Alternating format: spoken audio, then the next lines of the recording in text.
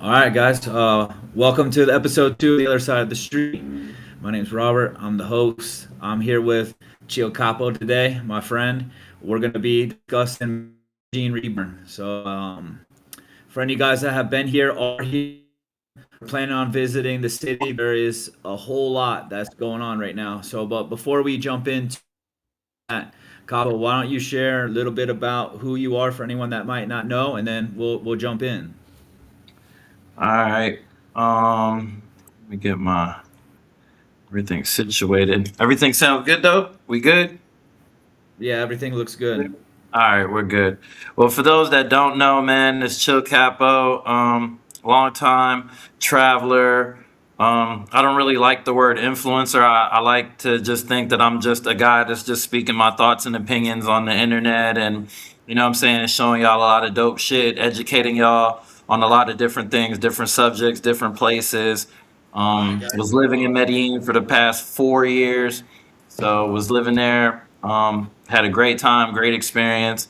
Despite everything that happened with my situation, those that know about my deportation situation and the politics that went behind all that, I still got a lot of love for Medellin. Still got a lot of love for Colombia. A lot of family and friends out there, and I teamed up with Robert on this. Just what I'm saying, because I support his campaign. I support his movement, his content, and I'm just here to shed my 2 cents on everything that's going on in the city, the country, and the overall state of travel for Americans overseas. So here we are. Let's get it. All right. Well, thanks for sharing that. And then, so with that, let's just jump in. We want to cover what's going on in the city, but to really talk about any kind of change, we got to back up and start with where Medellin was. And I've been here just about 2 years, and you've been here significantly longer. So share with everybody kind of when it was it that you arrived in Medellin and what the city was like then, and compared to where we're at right now. Um, I first came to Medellin in 2022, March 2022. I was in Mexico with a group of friends. We were all in Mexico. It was celebrating my birthday in January, end of January. And, we were like, Mexico is just expensive as shit. Post COVID Mexico is just fucking ridiculous, like with the price hiking and everything that they were trying to do. And I get it, what I'm saying? COVID had everybody in the red. Nobody was making money for that year and a half, 2 years, whatever. And they were just trying to make their money back. So we were like, screw this. We got to go somewhere else. We got to check out somewhere else. But like, let's go to Colombia. And everybody, for the most part, was with it. It was like, all right, yeah, I never been, none of us never been. And we've only heard, good things, but we've heard more bad things than good. But me and my group of guys, like, we're not, the type of people that listen to others' opinions when it comes to traveling or places to go or things to do, like, because we all like to make up our own opinion. So I left Cabo, went back to Vegas, and then from Vegas, we shot probably, I think it was like 2 or 3 weeks later, we came to Medellin. There was nobody in the line at immigration. Like, we were like the only people on the plane. It felt like nobody was really showing up. We got through immigration in like 20 minutes. It was quick. Got to the city. Got to Poblado. Was just blown away by like how beautiful it was. Like everything about Medellin. When you come out of that tunnel, that shit. Like when the first Jurassic Park movie, when they first seen the dinosaurs and they were like, oh wow, and the music's playing. Like that music, that Jurassic Park music was playing in my head. Like, damn, where the fuck are like? Because it was totally not what I expected it to be. You know what I mean? Like I try to look up what I could look up online, but the online doesn't give it the justice with your own eyes does. You know what I mean? It's just not comparable like when you see it with your own eyes. And I stayed And for here's like a why. week. Real quick, when the flight comes in at night, man, it never gets old. Every time I fly back into Medellin, I always have my phone out when I'm coming out of the tunnel, and then I never Hmm. share the videos because it's like this just won't do it justice. I feel like I'll be doing a disservice by even sharing Right, this video because you have to experience it for yourself, and it never right, gets old coming out that tunnel and seeing the whole right. city, man. Right. Coming out the tunnel and you get that first look. I think it's like Bayo and all that area first that you're seeing, and then other places. So it's dope, man. Like Medellin, like no matter how many times you visit, if you're visiting, like every time you come through that tunnel, you're going to be blown away, and it sets the tone right away. I feel like it just sets the tone and lets you know like what you're about to see and experience is nothing like you've seen and experienced before, just because of the landscape. The only thing close that I can compare, as far as like other countries, is probably like Brazil, as far as like the landscape and the scenery and just the basic setup with the mountains. And I mean, Brazil, you get a little bit more because it's right there on the coast, so you get the beach and you get the mountains basically a couple miles apart. But what I'm saying, there's nothing like Medellin, hands down. Still one of the most beautiful places to visit. And it's an experience. You know what I mean? I went for a week, kicked it for a week. Did more partying than anything. I didn't really do any tourist stuff. I didn't go see sightsee. The only tourist thing that I did was like the Pablo Escobar tour. And we did that the last day, and that was really cool. Meeting Roberto, meeting his sister-in-law, going to the old Pablo Escobar Museum or whatever, the old one in Las Palmas, before the police came and shut down a lot of the other locations that they had. And I see that's something that's going on right now. That's like an active thing where the government's trying to basically, stop and limit all the Pablo Escobar narco tourism stuff out there. But we had a great time, a great experience, learned a lot. And, for the most part, was just partying. And then the second trip, I came back for 2 weeks, maybe like a month later. And then that trip, I actually started exploring more. I went to Guadalupe, went to Cartagena, started hitting more spots, did a lot of different tours, saw other parts of the city, because I'm like, there's something more to Medellin than just partying. So I want to know what it's about. I want to experience what else is actually happening in the city. Like Poblado was cool, but like I felt like there was something more there, and there was a potential for me to find something long term staying there. So I was like, before I make any decisions about anything long term, let me see the good, the bad, the ugly, and really know like what's going on out here, because I knew something was there. I felt like in my heart something's here that's worth visiting and possibly exploring more, but I just wasn't sure. Yeah. Hey, let's talk about it real quick though. When you came back, those years when you first came here, what you said you did a lot, right? We know what it's like to go into a club right now. Just the vibe, what it costs for a drink and things of that nature. Well, how different was it back then? Just the scene itself, the pricing itself, just anything that someone could expect when they were going out between then and now. It's totally different. In 2022, shit, I think at the end of the night, at the clubs at least, we were only spending maybe 150, 200 bucks. Like, I remember our bills being 500 mil, 600 mil pesos, 750 maximum. You throw in a hookah and some other stuff. Like, the bottles were under $100. Like, the most expensive bottle that I remember seeing on the menu was like 1,000,000 pesos, which is like, at that time was, probably about 320, 350 bucks, something like that. And everything was cheap, man. Everything was cheaper, much cheaper in 2022. I didn't really see a lot of tourists. The clubs were half full. Like I still have videos from that time when, going out during those days, and you see the club is about half full. They didn't have air conditioning. There were no TVs in there. Um, no bottle girls, no sparklers with the bottles.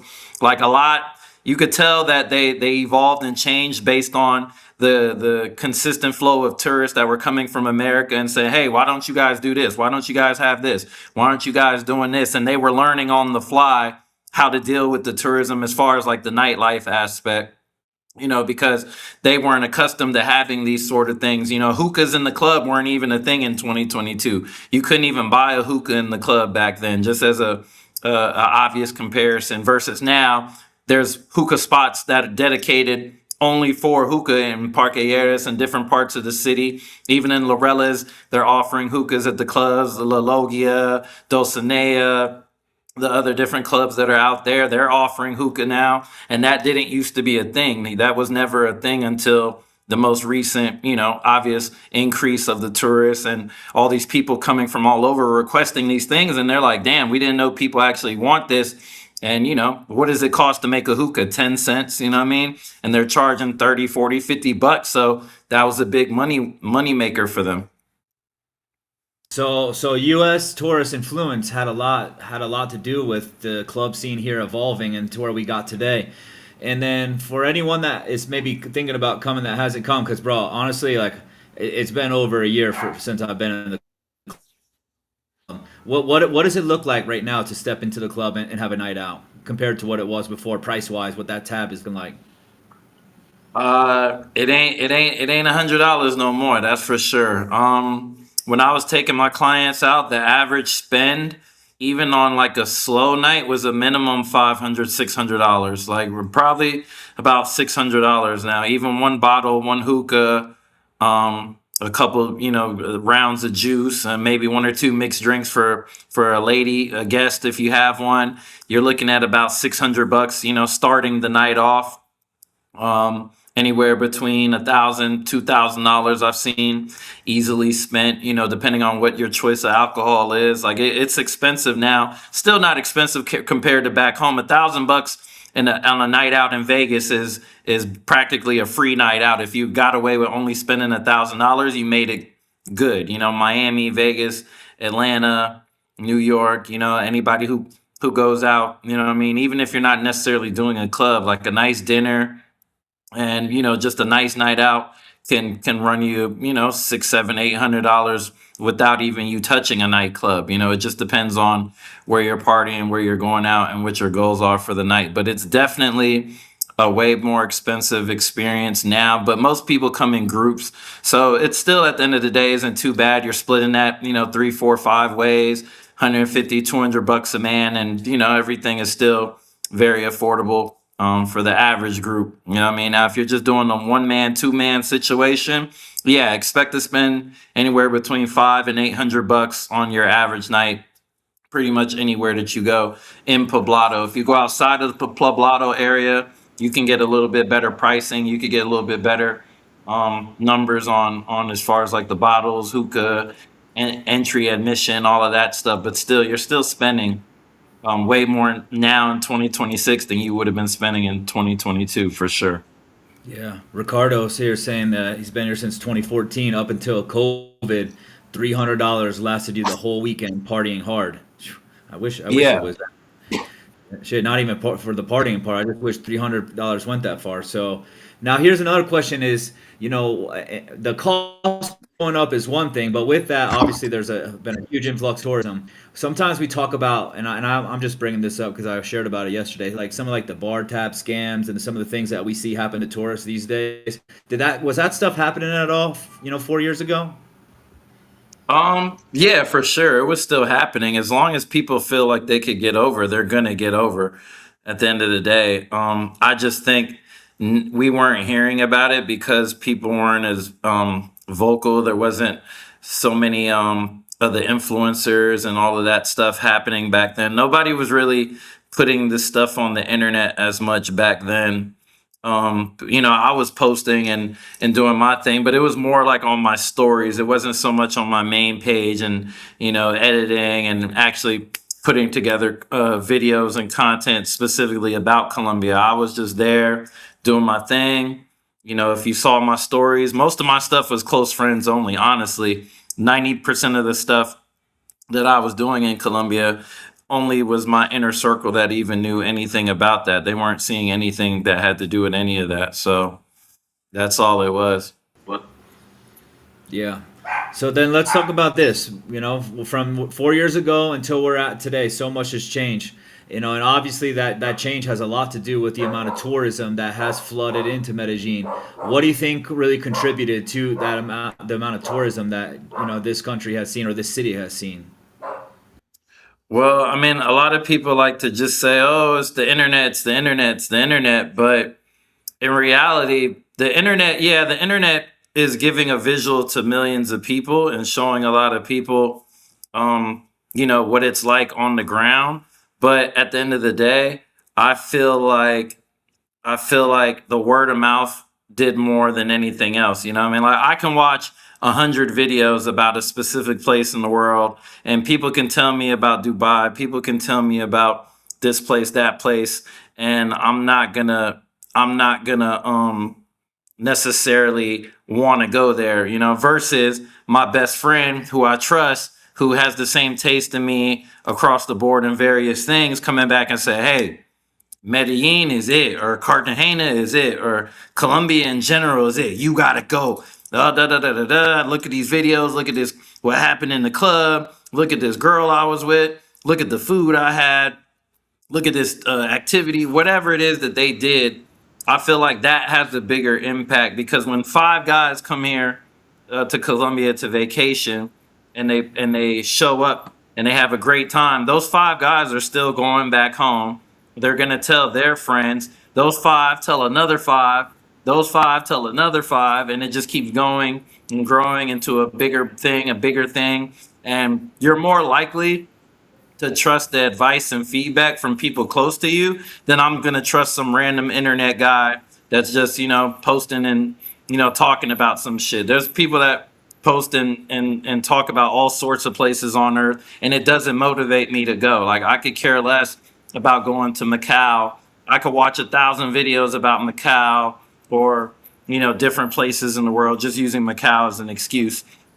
I Yeah. can watch different videos about Thailand and Bangkok and in the Philippines and any of the other places in the world. That doesn't make me go online and book a flight over there just because I saw one cool video or 100 cool videos. My boy, who I trust, that likes the same thing I like and moves how I move, telling me, look, if you don't do nothing else in your life, you need to book that flight to Colombia today, and I'm going with you.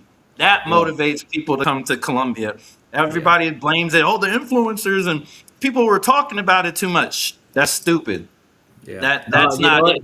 You know how I ended up in Medellin, right? Obviously, I've watched movies. I knew about Medellin, but I never even considered coming here ever, right? Hmm. It was Hmm. late 2022. I was in the midst of my divorce. I had bounced. I was living in Cancun, and I was off the fucking chain, man.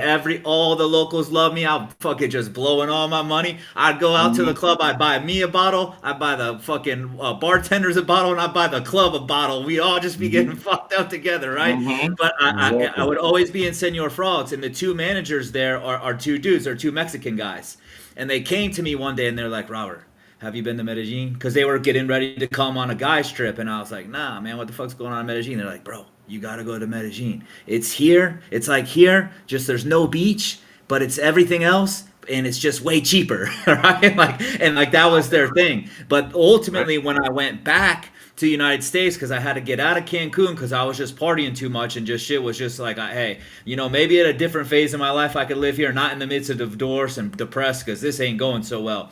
But then when I got back and I got settled in and decided, hey, I'm gonna go back into South America. I want to fucking backpack through, really see Latin America. When it came to deciding where to go, it was that voice in my ear. It was no kind of social media content at all. It was like, yo, my Right. guy said to go here. Let me go and check this spot out and let's see what it's all about. And that's how I ended up in Medellin, the same exact way. So, obviously, content plays a role. I own a social media marketing agency, and I wasn't even seeing shit about Medellin on the thing. I wasn't even thinking about going to find influencers for this shit either. Right. Even when I heard about scopolamine, I googled that shit and read a blog. That was like how I heard about it. It was no Right. kind of influencer. So I'm sure that it has changed, right? And different things kind of compound over time. But anyone that doesn't think that, or anyone that thinks it's just content that's bringing people here is wrong, because I'm living proof of what you just said, where someone in that I trusted, that I was hanging out with, that knows me and knows how I like to get down, was like, you got to go here. Yeah, it's just like anything else. You trust the people closest to you that know you the best. Like, if you tell me, yo, Capo, you should go check out that new whatever movie, Mortal Kombat. Yeah, this is the last movie I just saw. Somebody that knows my type of movies and what I like, if they liked it, then most likely I'm gonna go check out that movie because my friend has the same taste in movies as me. If he enjoyed it, chances are I'm gonna enjoy it. So I feel like that is what specifically has been the reason for the boom and increase, because everybody has videos of their experiences in Colombia in their phone. Every single person who came to Colombia has captured their moments and what they did on their trip and took that back. And even before they got back, I know guys, guys that I've hosted and stuff, they're sending videos, they're streaming, they're FaceTiming in the moment in the club, like, bro, look at this. Look at this. Look what's happening. Yo, look how much money we just spent on dinner. 8 grown men only spent $200 on a dinner, or yo, look at this girl. Look at this girl that I got. She's way out of my league. I should have never had anything like this ever talking to me, sitting on my lap, bro. You got to come here too, bro. You could get one too. That's the reality of what's happening in Colombia. People give the internet too much credit. It's not the internet, it's word of mouth and people trusting their friends and the people closest to them that, hey, if you go here, you're going to have a good time. Screw that time we went to Mexico. Forget that time we went to Europe. Forget that time we went wherever else we went. This is the place to come and party and spend our money and have a great time for less money. And that's what it is. Yeah, I think with all the content now, it can kind of compound on it though, where someone hears from their friend about it and it's like, "Yo, this is the Mhm. spot," and then they go start searching for it, and then they For see sure. all the stuff that's like, For "Okay, sure. That's what what?" starts it. It's the recommendation. Yo, Rob, you got to go check out this place. And then Rob says, okay, you know what? Let me go do some research. Because you've never thought about it before. So it's not in your algorithm. It's not in your cookies on your internet browser. You've never looked at anything on YouTube. All you have to do is watch one Colombia video and then boom, all of a sudden everything on your Instagram feed is Colombia. Everything on your TikTok feed is Colombia. Everything on your Facebook is Colombia. It's like the universe is automatically telling you, hey, you got to go to Colombia, got to go to Colombia, got to go to here, got to go to there. Like, you know what I mean? That's what the internet does. That's what these apps and all of these different websites, they're mind farming our data and using that to put those images in front of your face. You know what I'm saying? Because somebody initially told you this is the place that you need to be. And as soon as you do any percentage of research on it, now you're in the algorithm. Now you're seeing all these, Robert the Gringo videos, and you're hearing about scopamine, and you're seeing Unseen Medellin, and you're seeing all the different influencers in the city that you've never even heard of or thought about before because you took the time to look up the hashtag Medellin one time. And now that's all you're Yeah. seeing. So that's usually the process of how Colombia and the stories and the videos and everything circulate. It starts with the man-to-man telephone thing. Hey, look, this is where you got to come. Look at my experience. Look how much fun I had. It only cost me this much money. You got to come. And then from there, the social media, the TikTok, all that stuff, then starts to, run its course. Yeah, because people don't realize that, me, I have a social media marketing agency, so I'm in it every day. But a lot of people don't realize, like, if you go take your feed and look at your feed, and then, like, even me, like, if I go look at my wife's feed right now, this shit is Hmm. totally different. I just assume that everyone is seeing the same things as me, but most Hmm. people are not seeing shit that's going on in Medellin. Most not, are not. It's your niche, like, traveler group that guy, is waiting for when his friend tells him, and then he does search it, but now he's inundated with it, man. It's just all over, and you get sucked in, right? Because then now there Hmm. is the influencers, and he's finding like which ones he likes and who he's listening to, and then it almost Hmm. kind of has you at that point. Like it could be hard to get out of. But I want to jump in and say, hey, life 4 years ago compared to now. We're talking about the clubs, but what was it like going to dinner price wise? When we're talking about the scopolamine, like right now, like everyone is on guard. Even if you had any experience back in the day using the dating apps, did it feel like you were fucking jumping into shark infested waters? What was life like 4 years ago? Um, I mean, it's not dramatically different than what it is now. It's just, I feel like the volume is just turned up more. Everybody is more aware of the realities versus back then. People were just getting drugged and robbed, and you didn't hear shit about it. You know what I mean? It was just fair game. If you got caught, you got caught. If you had a bad experience, you had a bad experience. Like, it wasn't as prevalent as it is information wise now. I don't think. I never even heard about scopamine until maybe, I'd say, like, after my first year there, like officially, like really being there. It didn't become a thing until a associate of mine had called me and was like, "Yo, I just got out of the hospital," and I'm like, "What happened to you?" He's like, "Oh, I met these two girls. I've been kicking it with them all week. I spent like 3 days together with them, just doing my thing. And on the third day, they drugged me, and I woke up 2 days later in the hospital. His cleaning lady always comes on Fridays. She found him laying face first in the living room, passed out, called an ambulance. He woke up in the hospital not remembering anything. They cleaned out his house. They took, his food, his money. They had the combination to his phone because obviously they spend a lot of time together. They pretty much cased him, learned everything they needed to learn about him, and then dipped out. And these were two random girls. They weren't even from Medellin. They were from a smaller town, and they were just in town visiting. And so there was no way to really track them. He didn't have their real names. He'd just been calling them whatever his little nickname was for them. So he knew nothing about the girls. And he got. And that was my first time. And I was like, "What did they drug you with?" And he was like, "Oh, this shit called scopamine." And I was like, "What's that?" And, I kind of had to do my own research. I'm like, "What the hell is that?" Like, you know what I mean? So it was definitely happening back then too. It just wasn't as prevalent, and I don't think there was enough people that speaking on it and putting it out there what was actually happening in the city. But it's always been happening. It's Yeah, just but you people went. just didn't know. Yeah, but you went through a year living here without even knowing what it was. Regardless if it's happening, right? It's happening, but to be able to live here a year without Right, even knowing about it, to compare today, like I don't even know anybody that's coming into this city that hasn't heard of it at this point. Like, you know what I mean? Like right, that's a huge shift.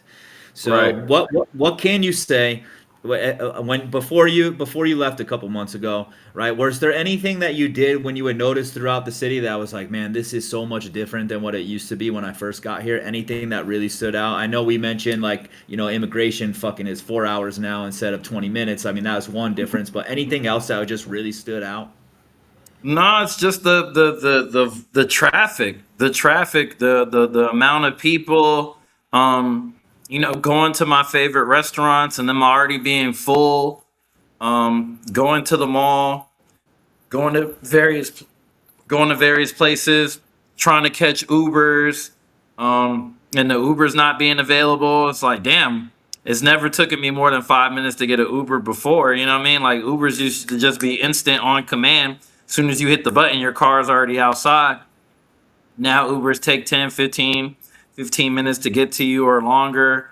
Um, just little stuff, just noticing the traffic, in Provenza, going to my favorite little restaurant, Gata, how long it takes to find a seat at Gata when they used to just be completely dead, ghost town, like just a lot of different things were, that were always open and available, weren't open and available no more. I got a barber that I would have people come to and use whenever they come in town. I'm hitting my barber. He's like, "Oh, I'm not available for 2 or 3 days, bro. I could get to you in 2 or 3 days." When it used to be, "Hey, I'll be there in 15 minutes. Whatever you need, send me the address. I'll be." And he's like, "Hey, bro, like I don't even know if I could see anybody in the next 2 days. I'm booked. Everything is so busy." So you start noticing, like, damn, everything isn't as available as it used to be. I used to just not even have to think about making an appointment to go to a barber shop or a nail shop, do my nails or whatever.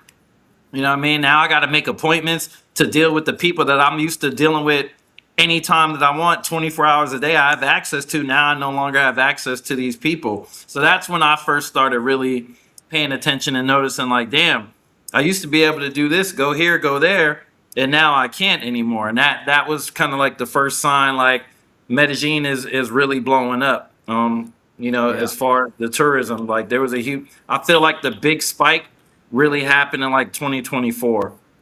2024, that's when I got here. One thing I want to touch on real quick, I think it's important because all the time we hear like, in Medellin, because, look, if you've been to like Cancun, like where it's just a tourist city, everybody benefits from the tourism in some way. Like if you go into a house, somebody in that house is working in the hotel zone. So everybody really appreciates the tourism in some capacity, right? And here it's very different. And hear the locals say, man, the only people benefiting from this are the girls, the club owners, and the restaurants and the hotels. But like, man, you just said it right there. Like the barber went from being available in 15 minutes to 3 days booked out. So he's he's making money. You're talking about getting your nails, they're making money. So the money that the tourism is bringing into the city is making it farther and deeper into the city than people like to admit. 100%. 100%. Everybody tries to act like, oh, that's only, the people in the clubs or the nightlife. It has to do with the nightlife. Those are the only people making money. And that's full of shit, because I know I personally pay more than 10 Colombians that have nothing to do with the nightlife specifically. Whether it's drivers, whether it's barbers, whether it's massage people, whether Maid it's tour service. guys, whether it's any service that everybody uses on any given day. Like, it doesn't matter what it is, that money is trickling to everybody in so many different ways, and the people that are not making it because they're fucking lazy, and they don't want to admit that they're too lazy to go do something that maybe you could go get some of that tourist money. Go network with some gringos for a change. Go take a trip up to Poblado and try to network and ask the other locals, hey, what can I do? You know what I'm saying? Oh, this person has a tour guide company. How can I help with the tour guide company? Is there anything I can do? Or this person, you know how to cut hair. Talk to your friend that gets a lot of gringo customers. Hey, what could I do to help you with the business? Maybe I could take some clients, maybe I could help you, whatever. They blame their inability to network and expand and go outside of their comfort zone on us. You know what I'm saying? The foreigners, when I say us, it's easier to blame other people for their lack of drive and their lack of discipline than it is to say, you know what? It's my fault that I just want to stay in Bayo and try to sell bubblegum on the corner to other broke people around me versus, taking that bus or taking that bike trip into Poblado and trying to network and start your businesses, or, trying to earn more money. Like, they rather just sit and complain than get up off their asses and do something. And that's the Colombian way, is to just sit there and complain about tourists when plenty of thousands and thousands of locals are directly benefiting from the tourism money. Yeah. There's $4 or $5 billion coming into the city. You can't tell me that that's not helping the people and that everybody isn't benefiting. Where's all that money that they're building this new stadium? Where's that money coming from? The artificial beach in the middle of the city. Where is that money coming from? All of a sudden, all these new great ideas, new facilities, new investment things are popping up. Hey, we're going to do this. We're going to make Medellin better. We're building a stadium. We got Bad Bunny coming 3 times in a row. We got this happening. We got this happening. Like, where do they think that money is coming from? And that investment money is trickling down from where? It's coming from us. Yeah, The I did the research on it again because I was talking to one of our friends, Obi, and I was talking to him about foreign.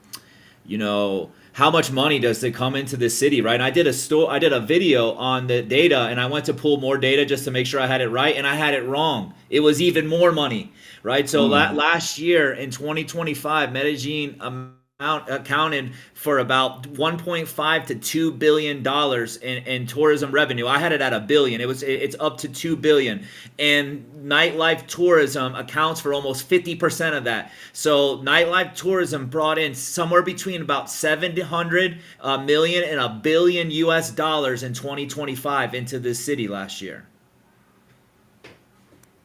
There it is. So if that much money is trickling into any city, it doesn't matter, major, the small city, America, Colombia, Brazil, that money is noticeable. That's a big chunk of change that isn't just going in one person's pocket. That is going and dispersing throughout the community. Everybody within 10 miles of Poblado is somehow benefiting from that money coming in, no matter what it is that they do. As long as you're providing a service, you're going to see that money coming into you, because, okay, the guys pay the girls make their money. Now the girls go out into town. Oh, I need a new dress. I need some makeup. I need shoes. I need an outfit. I got to go do my hair. I got to go do my nails. I see the nail shops flooded with working girls, normal girls, all sorts of people. But Where is that money coming from so that girl can go pay for her nails or go buy that outfit so she could go work on the weekend or whatever at night or anything that she's doing? That money and then passes from her to the next person.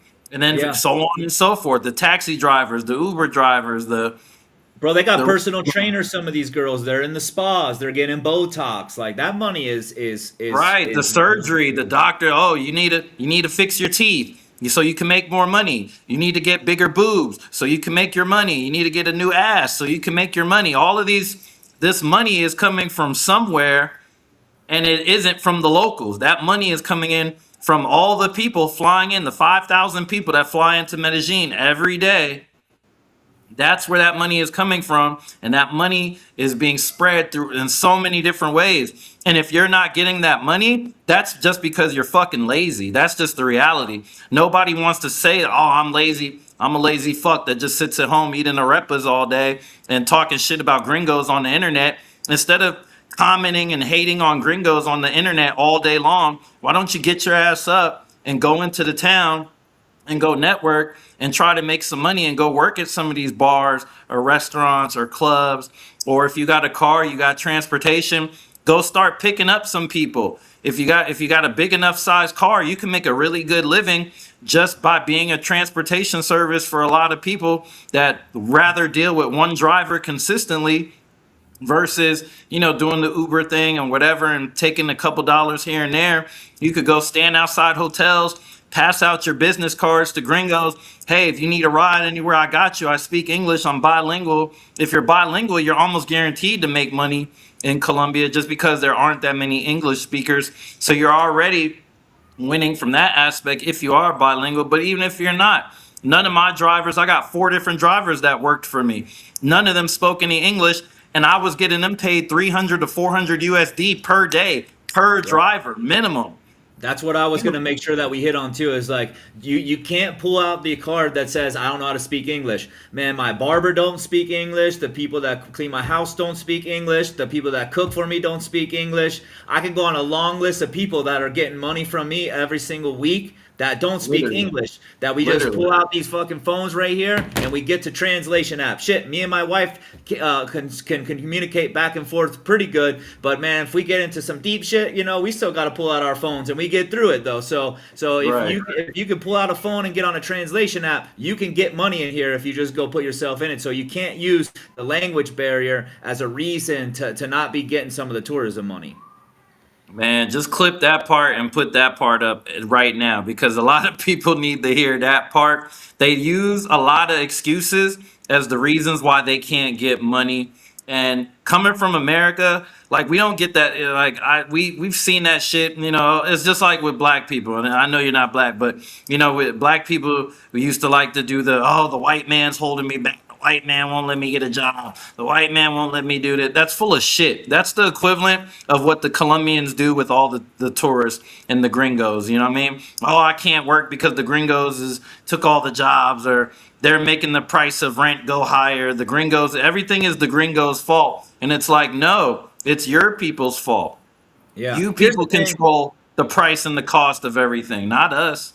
If we're bringing $2 billion into a city a year, how do we get to a point where the locals seem so against us? I mean, what are your thoughts on that?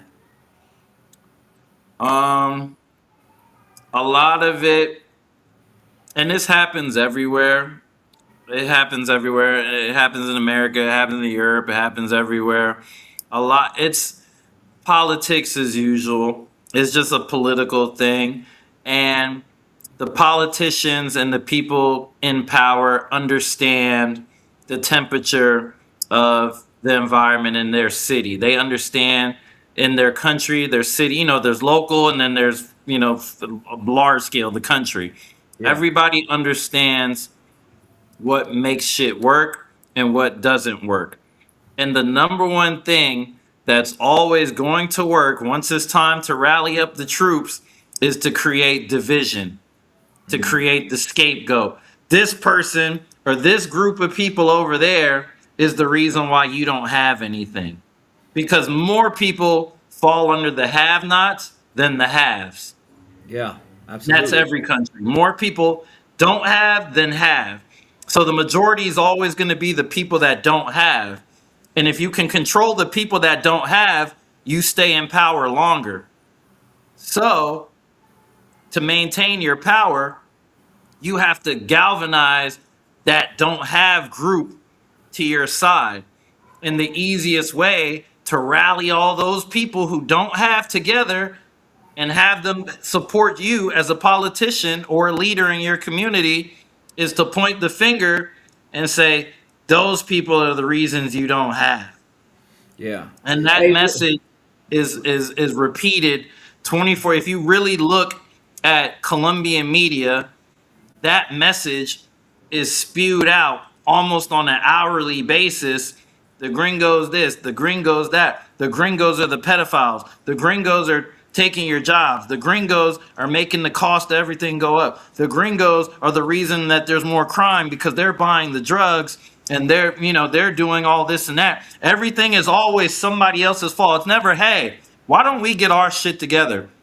Why don't we invest in our community? Why don't we give more educational opportunities and after school programs for the kids to do? Why don't we have more public swimming pools? Why don't we have more public soccer fields and baseball fields and things for people to do? Why don't we, you know, funnel all of this new money that we're getting and build things that make the city better? You know yeah. what I mean? They're so focused on making the foreigners the enemy so that way they can keep their power and have the little people. Donald Trump did the same shit. He talks to the idiots of the United States because it's easier to convince them that they're the victims when it's not that. It has nothing to do with that. Like they are professional victimizers. Like, you know what I mean? In Colombia, they're professional victimizers. Everything is everybody else's fault. It's nobody else's fault except you, that person, when you look in the mirror and wake up and you choose to be broke. My friend said a good thing. He said, there's no reason to ever be broke. There's no excuse to ever be broke. Even a crackhead earns the money to buy that next crack rock every day Yeah. Yeah. I get it. because that's his motivation. That's the only thing he needs to get through his day is to buy that crack or rock. So if a crackhead can get up and go get money, however they get money, why can't you, a healthy, person with all the speaking, you can talk, you can walk, you have all your physical ability, you got two hands, you could go Yeah. get money too. Yeah, especially today. And look, I want to touch on some real quick. Thomas out there, Tomas, I'm guessing out there, says the answer is simple. You guys are literally showcasing it. White savior complex. History of USA influence in Latin America overall. And God damn it, learn Spanish. And my question and my statement for that is, who the fuck is learning Spanish to come spend a weekend in Medellin, bro? Who the fuck's doing that? When we're talking about the $2 billion that come into the city, it's motherfuckers coming here for 3 and 4 days at a time. The digital nomads that live here, someone like myself, for one, right? Yo hablo español. I could speak some Spanish, bro. Like, I'm not perfect yet, but I take Spanish. My fucking Spanish teacher lives with me, so I'm on it. And that's actually another person that's benefiting from me being here, my Spanish teacher that I'm paying, right? But to say, that we have some savior complex, and that we need to learn Spanish, guys, these guys are coming in here to party for a weekend. Most of the tourists here are in no way trying to be any kind of white savior, and they don't need to learn Spanish to go on vacation. And here's the next part. When we talk about making money that we're talking about right now, I own a company, right, that my staff is around the world. I have people that work for me in Egypt, in Philippines, and Pakistan. You got motherfuckers in Pakistan, the Philippines, and Egypt, right, earning top 1% money in their country because they fucking learned English. Right? And as much as you guys hate to hear that, we live in a global economy where anybody can get opportunity if you learn English. So as much as I need to learn Spanish, if you're really pissed off about things changing here and there's like an opportunity for you, we live in a global economy, man. You don't have to get work here. You can get it anywhere, and people across around the entire world are capitalizing on it. So why aren't more people here is my question and I'm looking to actually help try to solve that. We're actually starting a sales academy here for locals that speak English, help you guys develop skills and get some jobs. I hopefully that doesn't land me in the white savior complex for fucking doing a good deed and helping people make some bread. But if it does, oh fucking well, like, and because I get kind of sick of that too. It's like, man, we live in a time and age where it's easier than it's ever been to be successful. And granted, some places like us in the United States, we have more opportunities than other. But man, if you got a fucking internet connection, a computer, and you can speak English, you can get a job anywhere in the world and make more money than what you would be capped at locally. Right. And that's my answer for you, Tomas.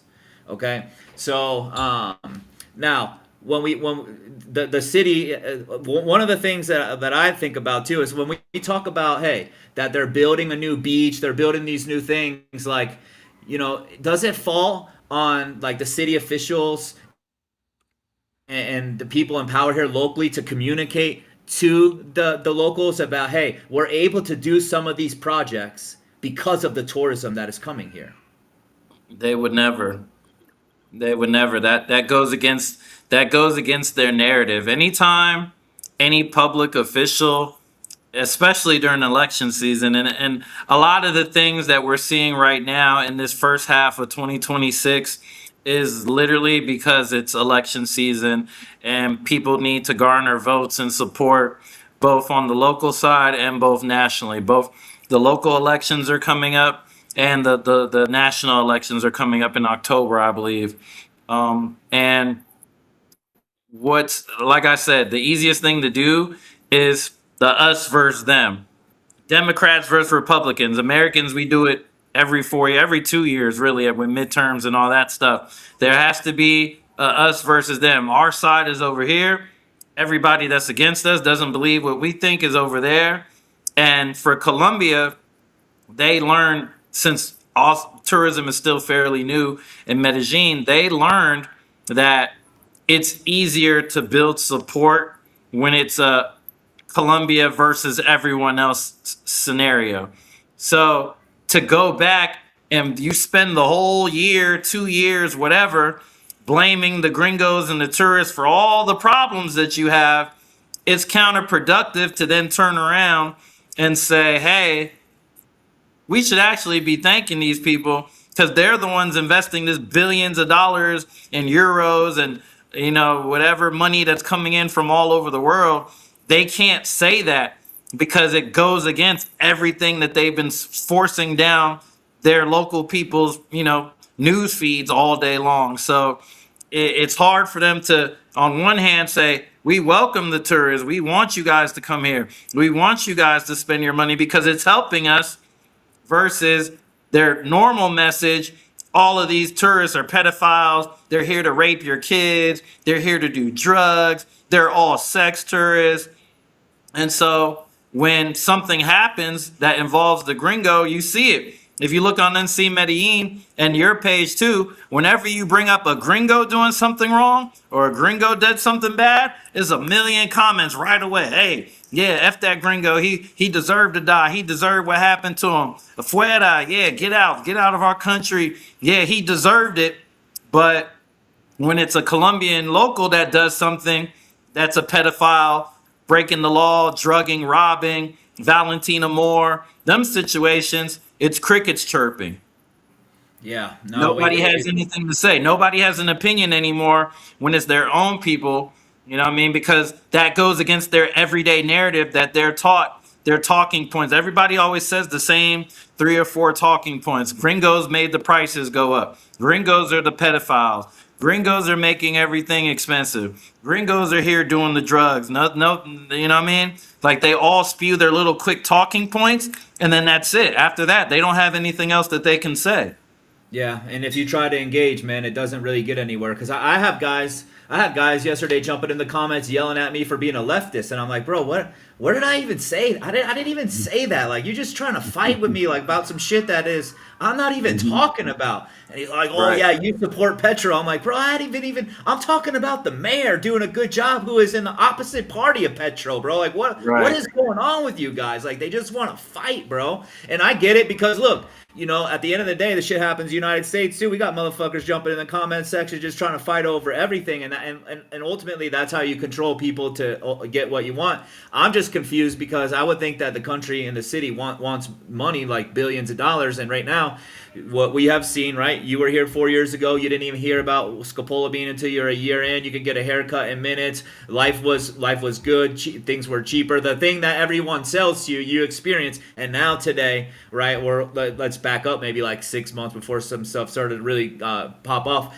Things are really expensive. We hear about the scopolamine every single day. Guys are falling off the map. Guys are being deported. All the black guys are popping bottles and make it rain. All the white guys are pedos. Like all of this shit has just like come full, to a head and kind of has blown up recently, right? And what do you think? I mean, why now? Um, Politics, like I said, politics plays probably the biggest role in that. If it wasn't political season, I don't think a lot. I don't even think my situation would have happened. Um, Well, my situation was more than politics. My situation was just a nightclub that was pissed off that I wasn't making them thousands of dollars a week anymore. It had been several months. They weren't able to exploit me and my blackness and my coolness and my popularity to funnel people into their venue. And I took my business and support across the street. And then from there, they made the anonymous tip to immigration. And then immigration, once they got involved, looked at me and said, "Oh, this is perfect. This is perfect." You know what I mean? Like, this is something we could use. He's popular. He's got a big following. His videos are easy to edit. You could take anybody's club videos and manipulate it and make them look like the biggest scumbag of all time. It's nightclub videos. And in the videos, I'm not even doing anything. I'm literally just standing in a club smoking a hookah. Like, you know what I mean? I'm not slapping bitches on the ass. I'm not pouring liquor on bitches' heads. I'm not degrading women. I'm not doing Yeah. any of that stuff. But you can edit and chop up videos of me just out with clients and throw a narration behind it, sexual exploitation, blah, blah, blah. The only person sexually exploiting the women are Colombians. The only people sexually exploiting the women are the women themselves when they go online and go on the internet and showcase, oh, come to Colombia, Papacito, da da da da da da da da. They don't want to talk about that. They don't want to talk about the reality. It's easier to blame the person buying the drugs than it is to attack the person selling the drugs. It's easier to be mad at the person buying versus the seller. And that's pretty much the mentality of the people in Colombia that I've noticed, is that they prefer to attack the person that's buying versus going to the source of the problem. So a lot of it's really just the politics.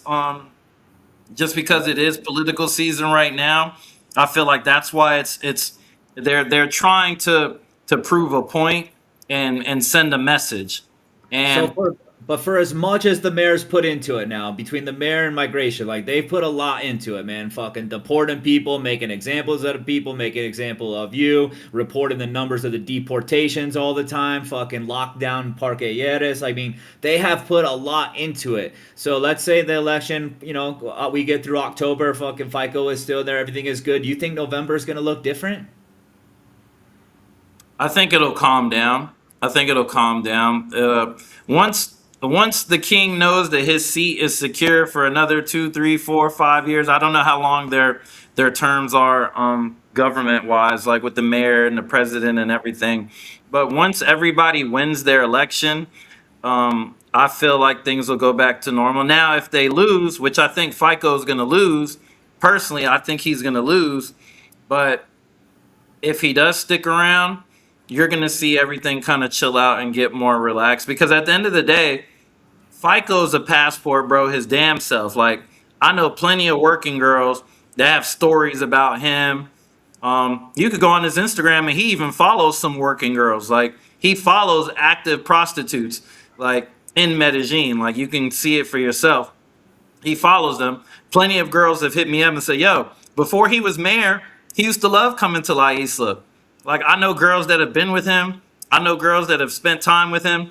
He's been to La Isla before. If you ask him on record, "Have you ever been to La Isla Gentlemen's Club?" He's going to say yes. Hopefully, he tells the truth. You know what I You, mean? you think So you think you think FICO is going to lose? I mean, I'll be honest. Like I mean, I try to separate myself from everybody, and I put it directly in terms of how it pertains to me in my life. I kind of, from what I could see with my own two eyes, right? And I've hmm given him a hard time because there's been some shit that's really pissed me off too.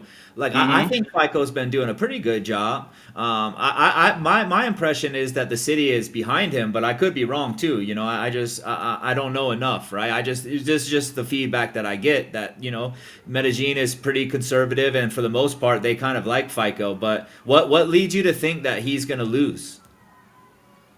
it's just that time. Anytime anybody's been in their office for an extended period of time. I think he's in like his second. I think he's in like his second term already right now as mayor. I don't know how many terms that they get, or if they're allowed to just keep staying the mayor or whatever. I don't know if it works the same way, but I just get a sense like what he's doing is eventually going to cost Medellin more in the long run, because the bottom line is the money. That's Yeah, it's all always anybody cares about. everything's about the money, bro. And right now, Everything the is. people with the most of it around here, at least, a lot of them are being impacted by this. So they would start to maybe put their money behind different people. From my conversations with the people that are in power on a street level, the Oh, people that run. Sean's saying he can't run again, so it's gonna be someone else. I don't know, for mayor or I'm not president. Is sure. he talking about the mayor or the president? I don't know. I know Petro ain't gonna be the president. I don't know that. Look, and you know what? And forgive my own ignorance. I got to keep studying up more on this, especially now how Yeah. ignorant I am being here that I got to know. But he's saying it's not consecutive. So let's maybe Petro. I mean not Petro. That FICO isn't going to be there. It's going to be a different mayor. But I do believe that man. I thought it was going to be Petro versus another. Not Petro. Fuck FICO versus another guy, and this other guy that's been campaigning against him has been saying that he's going to do the things that FICO is doing right now. Yeah, I don't know. I did a report on it before I left. I did a report. I had all the candidates, who and what, who believes in, who's message is what, and all of those things. But from just speaking to the people that I speak to that are the decision makers in Poblado, which obviously Poblado generates the most money in the city. So therefore, those people and those business owners do have a lot of insight, and they care. See, FICO isn't running for See, FICO wasn't run. He says mayor I don't know. afterwards, so it's hard to tell, but it looks like that FICO is going to be running. It's going to be two other candidates that are running against each other, and FICO is going to be out. But Maybe, but he's saying, but fact checked him, so we might have to check. But either way, it's going to be a conservative or a liberal that's Mhm, in here, and FICO's on mhm, the conservative side right now, so we can just mhm. we can work from there. So I but I feel like they're messing up the people who are actually running the show, so to speak's money. And whenever you start, remember, I don't know if you remember, I think it was last year when they tried to do that curfew. Remember when they instituted that curfew and everything had to be closed by 12 o'clock or 10 o'clock? It was like 10 o'clock, 12 o'clock, something like that.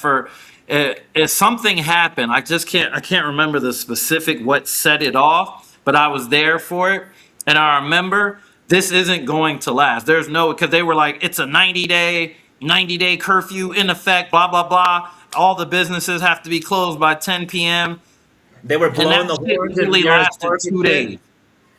When they were blowing off fucking sirens in Yarris Park and stuff like that. I mean, they do that at 4 o'clock on a normal basis, but there was a specific incident, and I have to scroll back through and when we're off, because Yeah. that I remember when that happened, and one of the big guys that runs shit in the park, he came to me and he was like, "So what do you think?" And I was like, "Oh, everybody's fucked. Like 90 days of this, you're fucked. Like everybody's fucked." And he was like, "This won't." He said, "Come next Monday, I promise you, this shit won't be like this anymore. I promise. I can guarantee this is going to end this week." And Yeah. sure enough, 2 days later, all of a sudden, everything's back open, normal hours. It went from a 90-day curfew to 48 hours later. Hey, we're gonna make the changes. We're gonna switch everything up. It might have been did he say it in the comment? The last thing that he just said, Sean. He said It leaving. it was around the time. Remember when the guy from Ohio got caught in the hotel with the two teenage girls, and then they Yeah, let him go? yeah, that's what he's saying. The guy in the hotel is what set it off. Yeah, Yeah, that's what it was. That's yeah. what it, because the outrage for that was incredible, which rightfully so.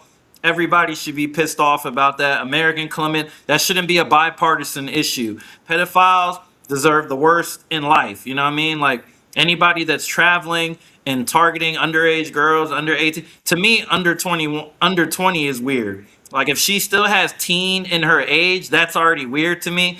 Granted, it's legal technically 18, 19, but it's still weird to me that you're dealing with a teenager. Even though she's technically legal, that shit is weird to me. Yeah, especially with how much risk it comes at with here, guys. I mean, you're seeing at the end of the day when these guys are talking pedo all the time. What you know? And look, my opinion is my own opinion, just thoughts of just based off of just observing things. They see guys with all these young looking girls where a lot of them have fake IDs, and y'all motherfuckers think that they're 18 and 19, and some of these girls are 16 and 17, and the locals Mhm. know it, and you don't. And then they think you're some fucking creep that's hanging out with these girls. So like, if you like the 18 and 19-year-old girls, yeah, it is legal. You know what I mean? Like, hey, and look, you know what? I'm gonna say something that I really don't haven't talked that much about when it comes to like my own relationship, right? So, and I'll said it like this: the first time I was married, the woman was 7 years older than me. Okay, right now, my wife is 24. So my wife is a good fair amount younger than me, right? But so like I got nothing wrong with guys going after chicks that are younger than them, but man, when they're looking like fucking girls that might have just got out of fucking third period in high school, guys, like Mhm. this ain't the spot for it if you're into that stuff, man. Like you got to go somewhere else, and because that's what I look at in terms of hey, what I don't think's going to change. I think they're trying to get stuff off the street. They want to keep it off the street because it does keep the young girls out of it. They want them to go into the establishment so it can be better regulated.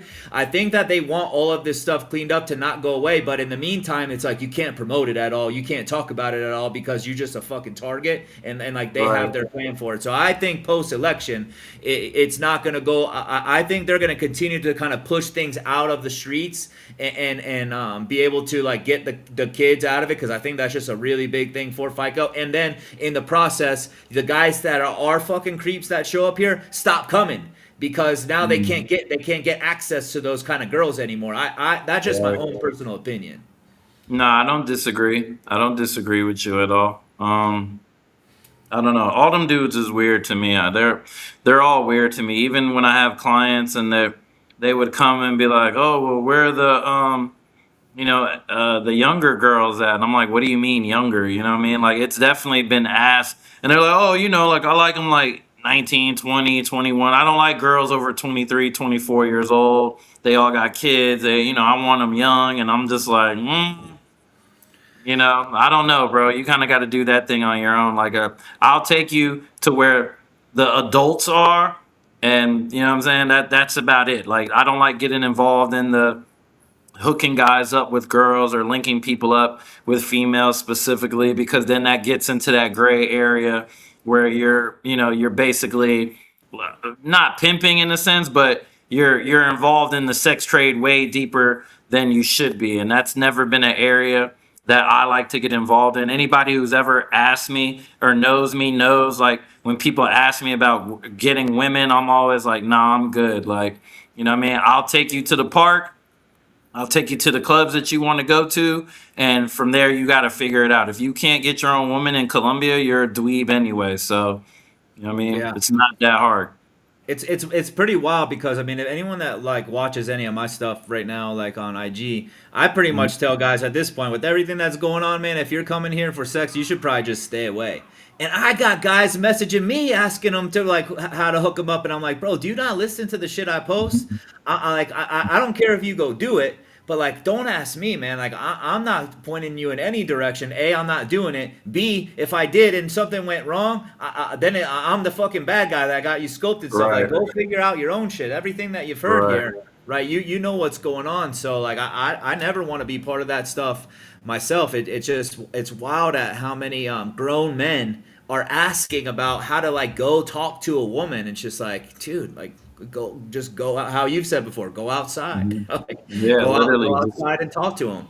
But Just, I think they are going to change the way that the industry operates without it going away. In the meantime, I don't think they want, anyone really like, posting and talking about it in that regard. So I'm trying to stay away from it as much as I can. But that's my own thing. And even with that, if that's what it ends up being, it could still be a great spot. Going in the establishment, you literally lose maybe one part of the experience. Although it's something that people really love to kind of go chill in the park and do their thing. Like if the one thing we lose here is the park with all the women in there, and then at the same time it gets the weirdos out of here and some of the negative PR that comes our way, I'll take that. mhm. Hmm. Yeah, it is what it is. All good things come to an end.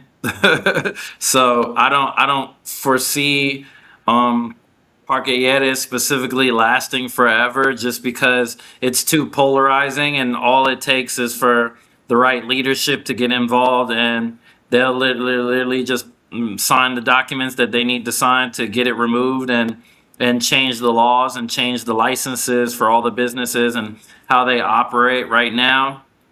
They're pretty Yeah. much able to do whatever they want with whatever they want without too many restrictions or red tape. They only seem to target the same two clubs whenever there is problems or shutdowns. They only target Sky Park and Glow are the two main venues that they target, and they only target those spots because they're hip hop clubs. Yeah.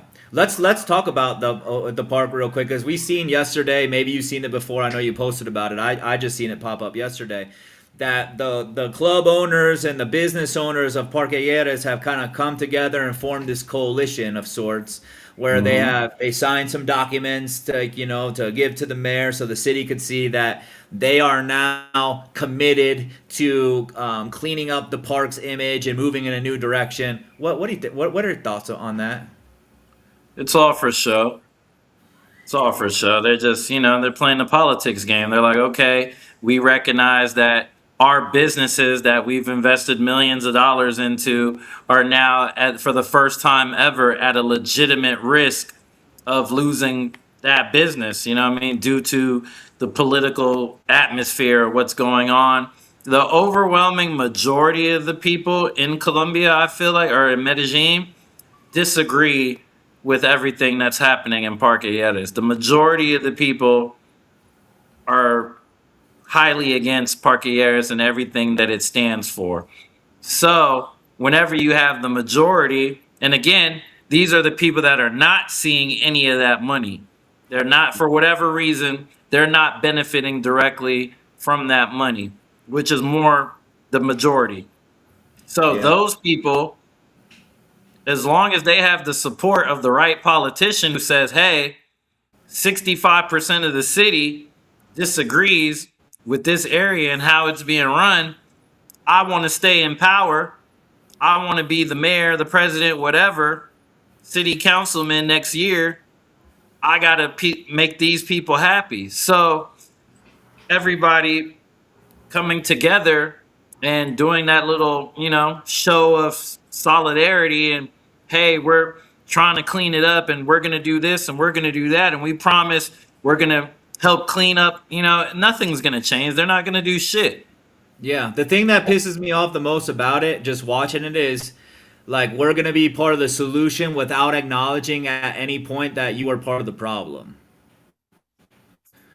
right? You know what I mean? And like, and it's just, like, it's that simple. And people could get as pissed off as you want. I really don't give a fuck now because, I mean, you're not getting my money. I don't go to the clubs anymore anyway. But like, foreigners and tourists didn't create the bar tab scams that happen in there. Foreigners and tourists don't let working girls in the clubs, right? Foreigners and tourists don't do a lot of the shit that the clubs do to actually perpetuate the problem that's going on down there. So to come out and just say, hey, we're going to be these good guys, we're going to be part, which is great. You know what I mean? If you're going to turn the corner, you want to be part of the solution, that's great. But never once have acknowledged that y'all are actually part of the problem yourself, and you have made a massive amount of money being the problem, where you've gained from this, while on the tourist side we just get shit on for everything. We really don't gain, we lose out in every aspect here, right? Even just now, fucking some of them not even getting into the country anymore, where you guys have made a shitload of money and never once acknowledged that, hey, maybe you know what, maybe we let this go too far, we paid a part of this. You know what, not are we going to sign up and do this, it's our responsibility to fucking help clean this up, because we helped let it get this far. They created it. They benefit off everybody. When I got deported and all this shit happened with me, that's all I saw. Oh, you sex trafficker. Oh, he organizes these sex parties, and he was profiting off the sex industry and all this and this and that, and every other story that I heard about me. And the whole time I'm thinking, I don't own any of those businesses. I don't own those clubs. Those girls don't pay me to work in that club. All I did was book a DJ.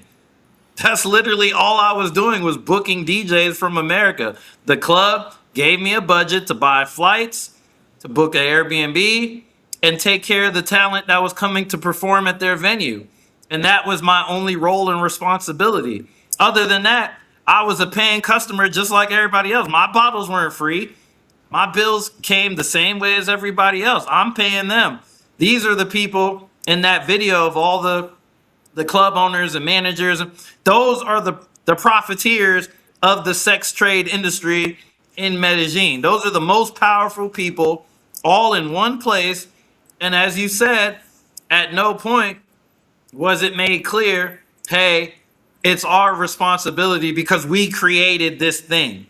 We created it. We got those guys out there standing on the corners, 20, 30 guys per each club, 10 guys per each club. Hey, come to this bar. We got free pussy. We got free liquor. We'll give you free this. We got this. We got the best pussy in here. We got Tusi weed coca, Tusi weed coca, Tusi weed coca. They're literally advertising this shit all day long, all night long, to any American or foreigner that walks by. You're going to get harassed, and someone's going to try to sell you a woman, sell you drugs, or sell you alcohol nonstop. And nobody's talking about those people. Nobody's holding those people accountable. It's just the tourists' fault. Everything is the tourists created this. The tourists flew in the cocaine to Colombia. The tourists brought the Tusi. The tourists are making the women sell themselves. They're not doing it on their own free will. The tourists are collecting the money at the door at these clubs so that these girls could work inside these venues. It's all the tourists' fault, and there's no accountability. Colombians lack accountability worse than anywhere else I've ever seen in my life. Like, there's zero accountability when it comes to why things are the way they are and what problems they have. And anytime you try to bring it up, all they tell you is shut the fuck up. You're not from here. You're not a paisa. You can't say anything because you're not from here. And when you try to bring attention to certain things and call out the hypocrisy in certain things, you get told to shut the fuck up. Yeah. I trust me. I get it. I try to. That's why I try to share as much now and show them, like, hey, no, I'm not a paisa, but I'm married to one. I got a paisa son. Look, I got a motherfucking mariachi band in my fucking garage. I'm living in the city, so I'm gonna ask the fucking questions. My child goes to school here, so whether you like it or not, I'm gonna ask. And it baffles me at how little people want to, the lack of responsibility that people want to take for things here, right? And not to say that it doesn't happen in other parts of the world, but we're here, we're experiencing it here, so we're just gonna call what we see here.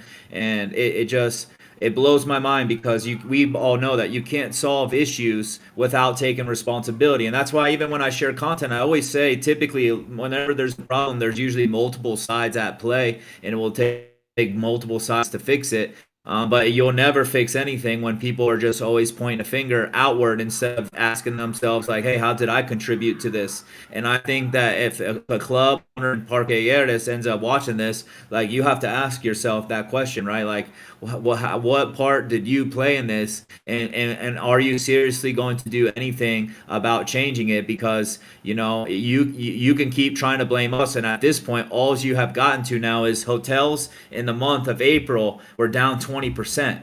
Right, so your money, your bank account is taking a hit, and it's not going to climb back up by continuing just to blame gringos for all the problems. We're gonna have to find another problem and another solution here, or that 20% dip in April, from what I looked at, is like the largest dip in a month in like over a decade or something like that. That tourism has taken a Mm-hmm. hit like that. Mm-hmm. 100%. And it's going to continue. The more that they choose to promote and advertise that gringos aren't welcome here, the more that we're just going to see that decline, and that number is going to become a greater loss every quarter because people are paying attention. Like the same way how we were talking about earlier about, once you start looking up Colombia or Medellin and then you start seeing that stuff in your algorithm, they're also seeing that Migration Colombia is going out of their way to show groups of guys being sent home for nothing more than they had some condoms in their bag, or they had some Cialis in their book bag, or you know what I mean? Like, it's just by default they're telling locals, oh, these people are sex offenders. Somebody was on a sex offenders registry, or so. It's easy to just label everybody that's coming in as a sex offender, and the reality is that's not true. It's Yeah. not. Of all the sexual crimes being committed in Colombia, if you can look up the statistics, I guarantee you it's overwhelmingly filled with Colombians as the number one perpetrators of the sexual crimes. Like, it's just proximity crime. Who's next to you? The same way they say about black on black crime. Oh, there's a lot of black on black crime in Chicago. Well, no shit. It's only black people living in that area where all the crime is. So obviously they're not committing the crime against other races because no other races live there. It's just simple geographic proximity. Like, so if all of these sexual crimes, I think when I looked it up, it was like 400 or 500 something reported and prosecuted sexual crimes. Out of those 500 crimes, only about 40 of them were attributed to foreigners. Yeah. And here's the thing, look, I understand for a city where you already have your own domestic issues, it's like, hey, we're not trying to have more.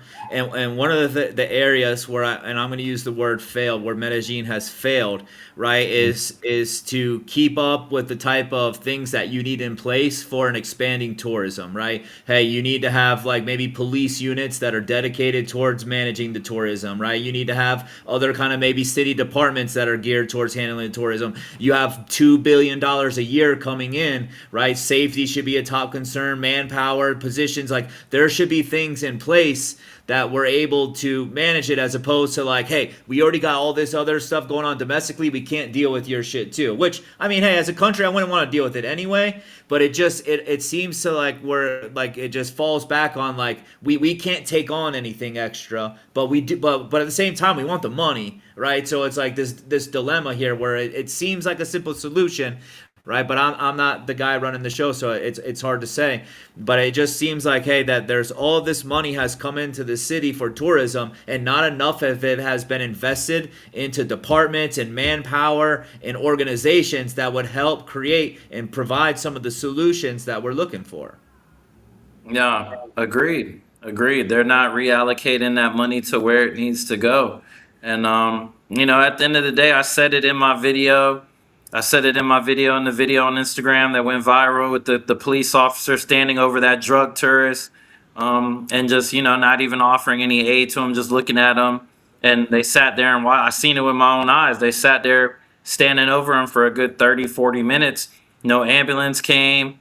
Nobody was trying to get him off the street, at least get him onto the sidewalk. You got the guy laying in his underwear in the middle of Calle 10. Nobody gives a shit. A civilian woman had to come walk by, scrape him up, help him get into a taxi, and took him to a hospital before, these public servants did anything. And a lot of people say, oh, you shouldn't say that. You shouldn't talk about it. You shouldn't post it. And it's like, why not? Like, that's the reality. People need to know that when you come to Colombia or Medellin, that your safety is your own responsibility. You know what I mean? If you're going to be out there engaging in the nightlife and doing your thing, just know that you're on your own. Nobody's going to help you if you're drugged or robbed or whatever, because at the end of the day, they all look at you all the same. You're just a dirty sex tourist in their eyes. So whatever happens to you, you deserved it, whether that's true or not. Look at the flight attendant. You know what I mean?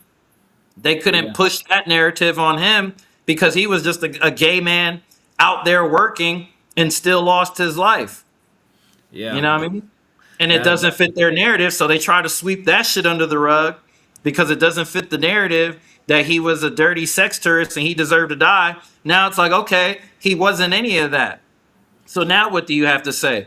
Why didn't you catch those guys? You got all these cameras.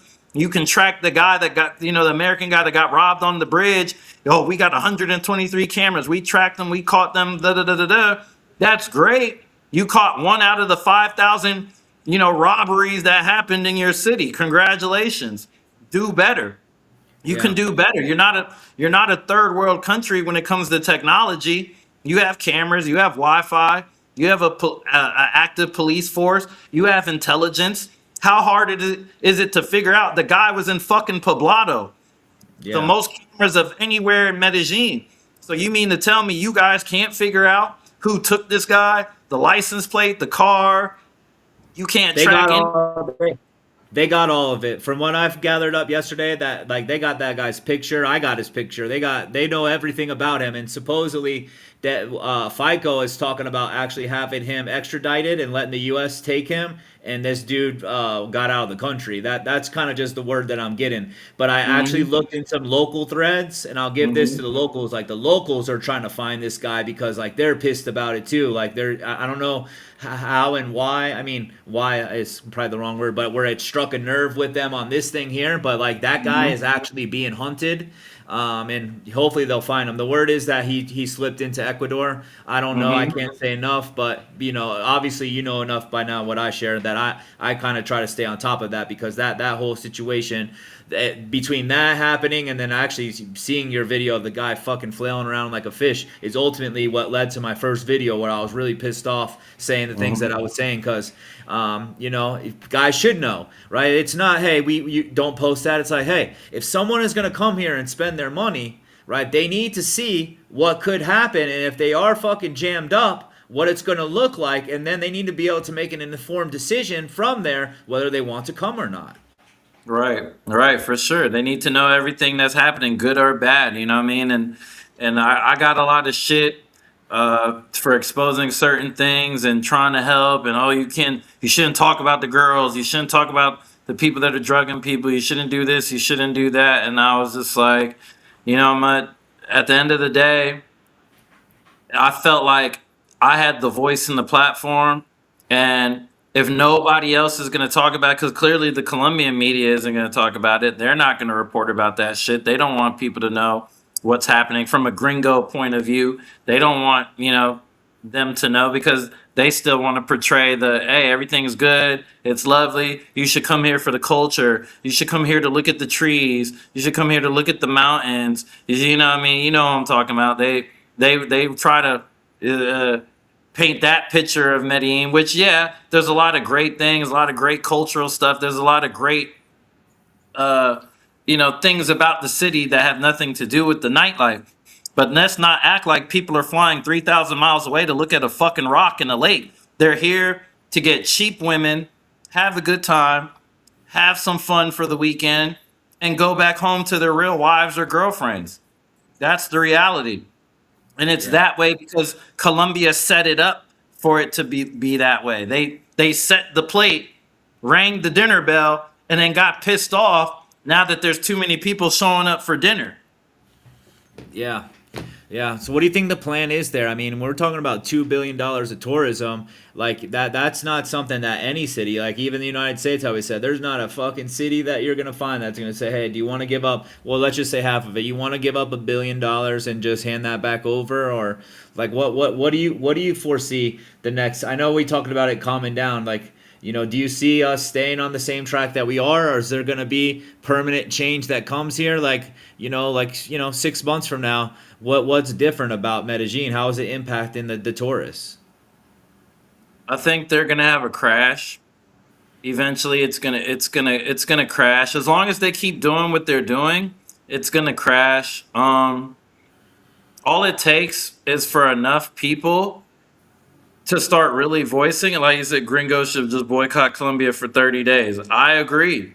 Yeah. I Well, agree. dude, look, like 20% dip in a single month in hotel bookings. Like that, we're not gonna say that's like a boycott, total boycott. That's a significant amount of money. That's a That's fucking that's hit. that's a lot of fucking people that canceled their flights to come here and said, "Fuck it, I'm gonna go to DR. I'm gonna go to Jamaica. I'm gonna go to Brazil. I'm gonna go to the Philippines, Thailand. I'm gonna go somewhere else," because you can only spread that message so much, telling people that you don't want them coming to your city, you don't want them coming to your country, and people are gonna start catching on. And like me, some of the other influencer guys and all that stuff. Like, I'm not necessarily out there campaigning, telling people not to come to Colombia. If anything, I've still been a good advocate for Colombia and say, hey, my situation was my situation. You know what I mean? Like, my situation was more personal than political, but the politics got involved and they underestimated my voice and my reach. The same reason they chose to make me the example is the same reason that I'm having more success in spreading my message further, because all they did is make my voice bigger, brought more attention to my platform, my page, and the people that are smart that actually listen and are paying attention. They're like, yo, he actually was trying to just help people. Like, y'all painted him out to be this sexual, P. Diddy motherfucker, having these private hotel parties. You know what I'm saying? All the shit that Casey Redbeard was doing is the shit that they were accusing me of with no proof. There was Yeah. literally no proof of any of that shit. Yeah, and I think if you were doing it, it would be there because I think that's kind of hard to hide. Because even if you ain't the one with the camera phone out, someone else gonna have it out. Someone else would have been posting the videos. Exactly my point. I can't stop anyone else from filming me. There's cameras everywhere. I've been there for 4 years.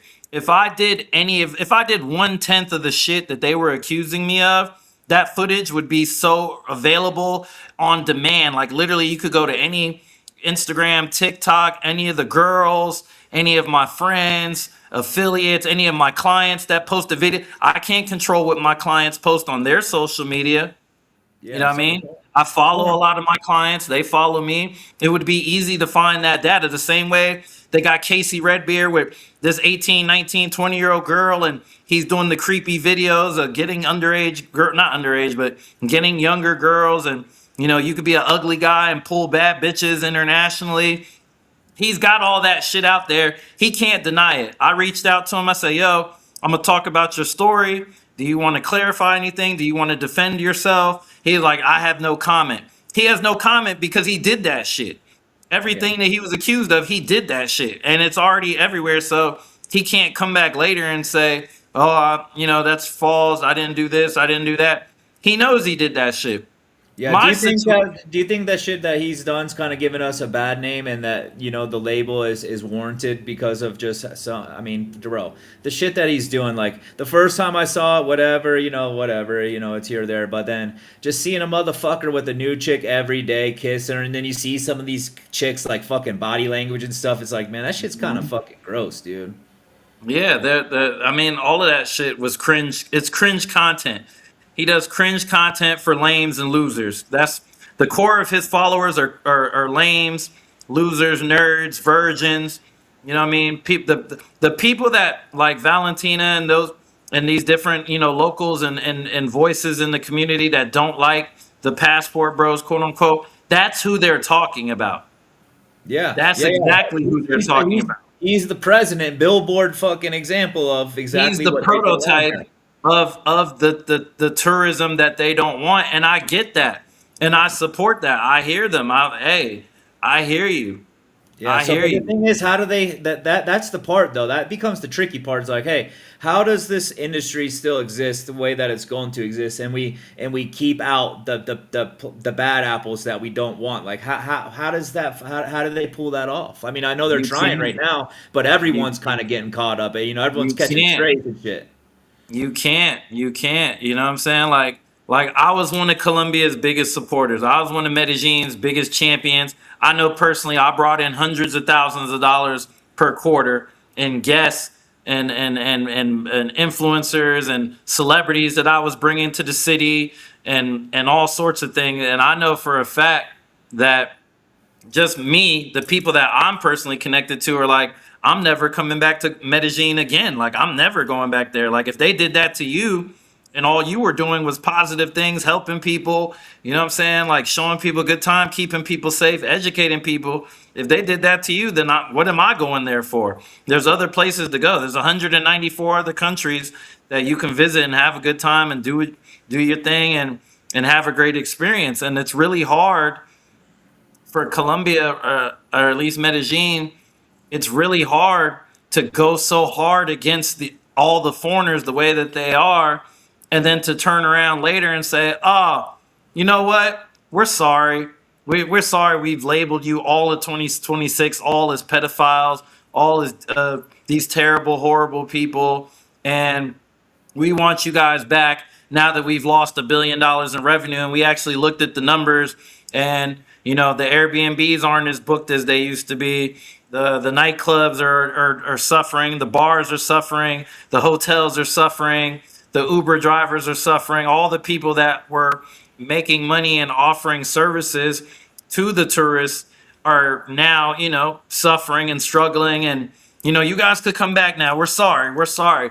And if they keep going the way they're going, they're just going to have a great economic collapse, which I hope happens, because then it'll show them, hey, we have to figure out a new way to both protect our people, protect our community, and try to attract the right kind of tourists. But at the same time, we can't blanket and call, all tourists pedophiles, all tourists are sex tourists, all tourists are bad, all tourists are the reasons for all of our problems. You can't do both things and think that it's not going to affect the bottom line, which is the money. Ultimately, all people give a fuck about is that cash. And they're going to start noticing quarter after quarter, the more people that they keep deporting if you're going to deport people, you're going to get rid of people. That's fine. Why do you have to film them? Why do you have to publicize it? What's the dog and pony show? Yeah, With me, I don't like they that. literally That shit bothers me. Like, if it's like some pedo or something like that, like those guys get. But just like a dude that had some rubbers on him and stuff, like really shouldn't be like paraded around. And it's a dog and pony show for the locals. I just don't think that. Yeah, most of the guys that you just say no to, like just say no. Like some of these guys, like they did nothing wrong. They got on a plane, you said no to them. They shouldn't be fucking featured on the news at fucking on Channel 6. Like I don't like that at all. bro, literally with my situation, there's 8 other people on the bus, including Sam McVeigh, the guy that was deported with me, that was stalking the kids at 3 different elementary schools. He got caught at 3 different elementary schools stalking children. Whatever. Questionable activity. You know what I'm saying? That should have been the highlight of whatever story was coming. Instead, they focused on me, the guy with the followers and the platform. Let's make him the face of the deportation, passport bros, and he's the kind of tourist that we don't want. Not realizing I'm a 4-year resident, that I've had 3 different cedulas.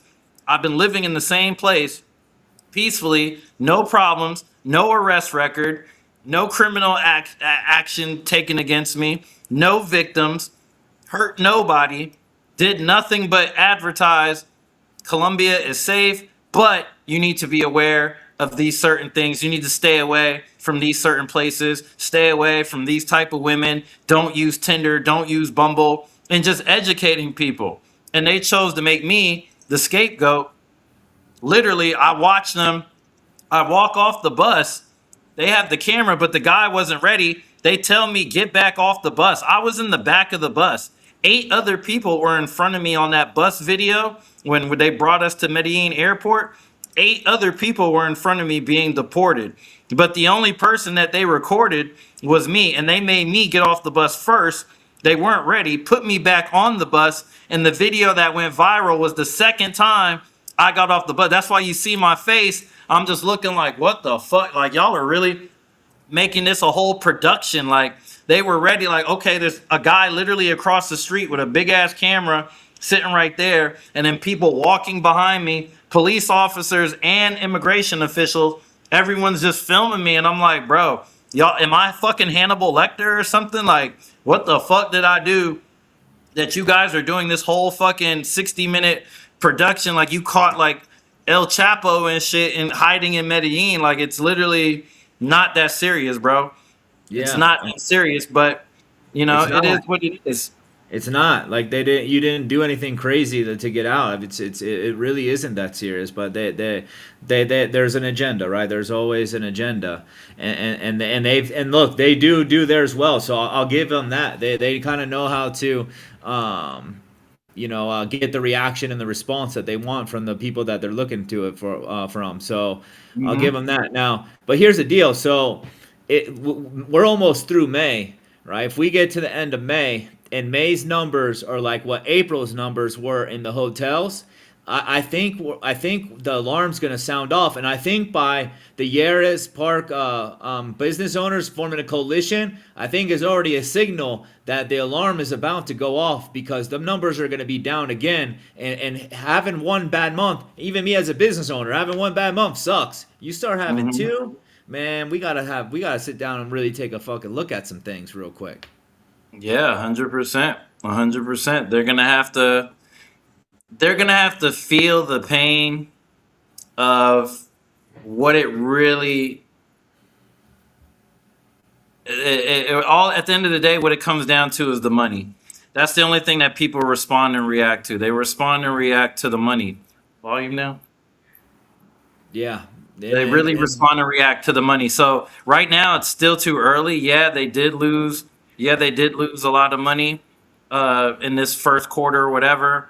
But I think when they see the numbers keep going down, that's when it's really gonna hit them, and they're gonna be like, "Oh shit! Like this is bad." Like you know what I mean? For all the growth and all the good things that they're seeing, like no one's complaining about the money. You might hate the people, you might hate what's happening, you might totally disagree with all of that, but that money at the end of the day, people are getting promoted because of that. There's somebody right now that got a pat on the back because whatever company, business, whatever department he works in got an increase. Somebody got a bonus in their yeah, paycheck because of all the money that's been coming in. yeah, So if they're congratulating you when the money's coming in, what do you think is going to happen as they see that number steadily decline, and they're losing money? And you know, it's not a couple $1 million. We're talking billions of dollars. We're talking real money, life-changing money that they are losing consistently because they want to keep doing the dog and pony show. Hey, look, we got rid of another gringo. We got rid of these black guys. We got rid of this white guy pedophile. We got rid of these people. We got rid of these people.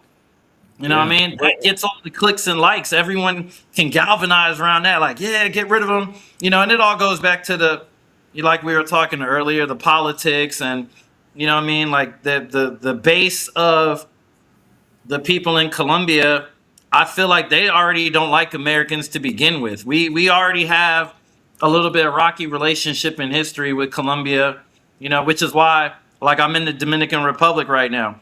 Dominican Republic looks like a piece of New York and Miami broke off and combined together and just landed in the middle of the Caribbean. You know what I mean? Like this shit looks and feels like America. It's got Dave and Buster's. They got Louis Vuitton, Ferragamo, Krispy Kreme donuts, Baskin Robbins, Burger King, Pizza Hut.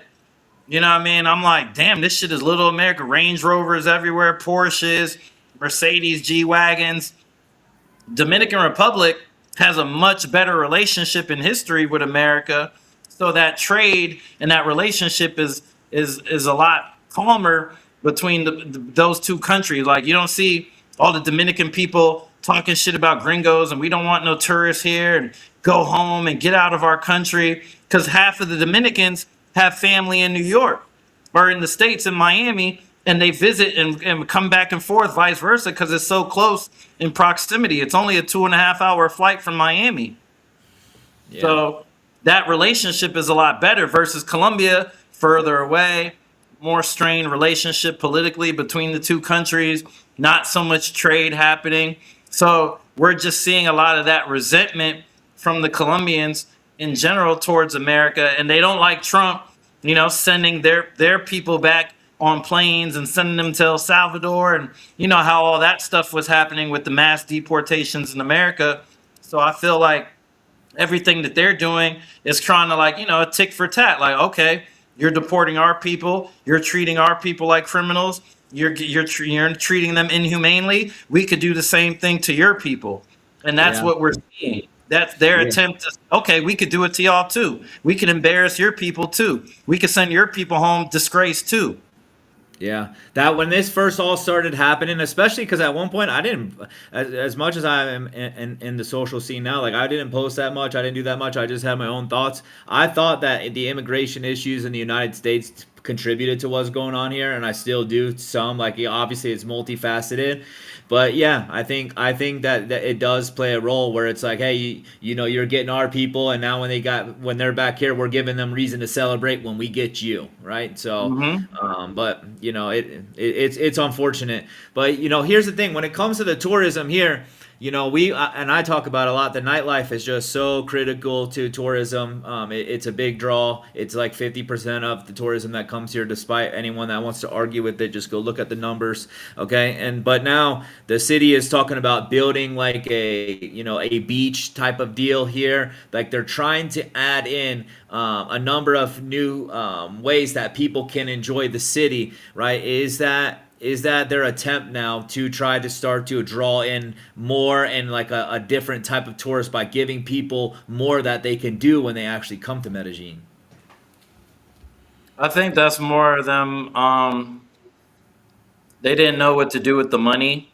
They didn't know what to do with the money. So then, they got all this money. So now they're trying to figure out, okay, how do we spend this? Like, what I mean? We're getting a lot of fucking money coming in. What do we do with it? How do we improve the locals' lives first? Because they don't care about improving our lives. They want to improve the locals' lives first. And as they should, it's their country. They should, definitely take care of home first. And whatever money is left over, dedicate that to, supporting the people that are giving you that money, which is the tourists. And I just think that they're counterproductive. Everything that they're doing is just counterproductive. It's like you're building all of this great shit for who? For what? Okay, yeah, the locals, but a lot of these places and activities, a lot of the locals don't go to because they can't afford it. They got priced out. You know what Yeah, I'm saying? Super Bowl and SB Aquario, the bowling alleys as an example. When I used to take women to those type of things, I'd say, "Hey, you ever been here before?" "No, I never been here." I'm like, yeah, "How is it that you've never been here as a local, and I'm bringing you somewhere for the first time?" And they're like, "Oh, well, we just don't have the money to come here and do these things." Some of them, "Oh, well, I didn't have the money to spend a million pesos to go bowling and have food and drinks with my friends and family." And you know what I mean? So a lot of the things that they're trying to do are obviously to cater and to support the tourism and give tourists another avenue. The biggest problem with Medellin is that there isn't shit to do in the daytime. There isn't shit to do in the daytime. After you do the main four activities, that's it. There's nothing left to do. There's nothing left to see. All there is to do is party and bang hookers, yeah. I think which is that's why. what. I think that's why they're trying to add in this beach here to give it some kind of daytime type of thing that and vibe that you can experience. But with that, you need money to continue to build that. You need money to keep it operational, right? And if the tourism that continues to come into the city solves both of those problems. So it really is baffling that they're I get what the mayor is trying to do, almost like a slingshot effect, where it's like, hey, if we fall back now, I have a plan, we're going to move forward. I just don't know if it's actually going to propel forward like they think that it is right now. No, they're not. They're not looking long term. They're not looking big picture, and everything that they're doing, like I said, they would have a lot better success if they would just stop broadcasting their xenophobic ways so intensely. Like they're extremely xenophobic, and not saying that they don't have the right. If you don't want anybody coming into your country for whatever reason, you have that right to say, hey, we don't want you in our country. No explanation needed. We just don't want you here. All right, cool.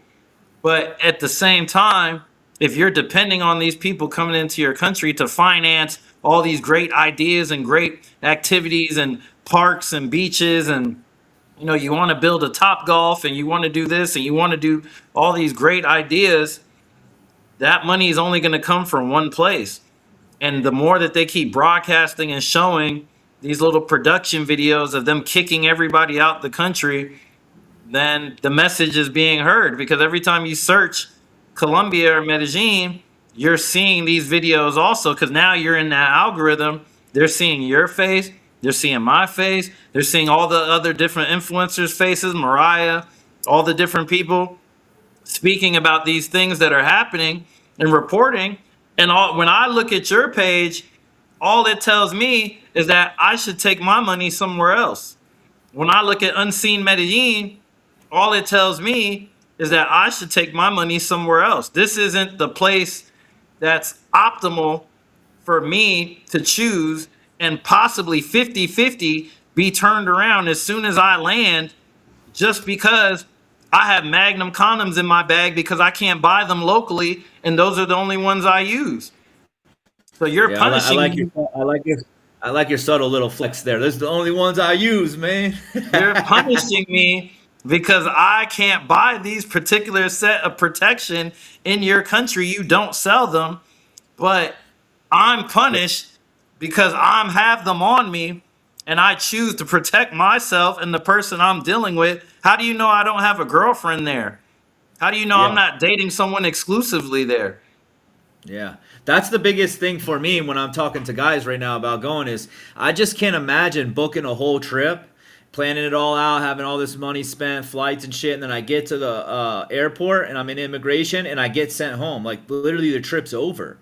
And right now, right, you can't determine whether, like, if guys keep asking me every day, like, what do I got to do? How am I going to get it? Like, I mean, I don't know. Like, I don't know. Like, I've never have had an issue. I always went through, but even I get nervous on maybe the next time they decide to fuck with me. I don't know. Right. So Right, I can't tell. I could tell you, like certain things that anyone would know, like, hey, don't have the women on there, don't have the app, like, do all this other stuff. But they could just deny you because they look at you and say, hey, you look like the last guy that we denied and you were getting the right, same vibe from you. See you later. right. Literally, there's no criteria. For a while, it looked like they were heavy on the black guys. There was like a good 2 or 3 week, like immediately after me, like that next 2 3 weeks, it's like that's all they were posting, like black guys, black guys, black guys, black guys. And then like now groups of white guys, and then now it just seems like it's groups, like they're looking specifically at the groups, and they said, oh, the last group that was that 12 or whatever, they were there for a bachelor party. Yeah. So what? Yeah. So And fucking on the other side, imagine if that was your bachelor party and you planned it all and then you landed here and you're fucking beat. Hopefully those guys, man, they fucking all chipped in and threw in some money and they went somewhere else and and the show went on. But imagine just all you plan out your bachelor party, you're gonna come here, it's first time and you're in your airport and they say see you fucking later and you got a ton of money invested into that. For sure, because they had to get a big ass house. They probably booked a bunch of tours and other shit, drivers, you know what I'm saying? Like a trip, like the average spend for the average tourist coming into Medellin is like $1,500, I read. It's about $1,500 on average spend. So every tourist that comes in is gonna spend a drop at least 1,500 minimum on average for the whole time that they're there. So if you Yeah. got 12 guys, 1,500 a pop, you know what I'm saying? Plus whatever else they were probably gonna spend, because they're gonna spend more. Like that's a lot of money. 18,000 plus. Literally, that's a lot of money that is just all of a sudden not there. 18 grand. That's $18,000 potentially that the city just lost in one group of people that they Yeah. denied. Minimum $18,000 that they just lost in that one group that you sent home for whatever reason. You felt like these people are here to sexually exploit whoever, whatever. The answers that they gave in the interview for when they asked, why are you here? weren't the answers that whoever was asking them wanted to hear, and say, you know what, screw you guys, you're going home. And those 12 guys are now going to go back home and tell everyone else, fuck Colombia. Don't go to Colombia. You don't need to go to Colombia. You know what I'm saying? And then when they get back to the United States, they're probably get sent it. Yeah, exactly. Same thing happened to me. Homeland Security took me off of the plane and put me in handcuffs the moment I landed in Miami.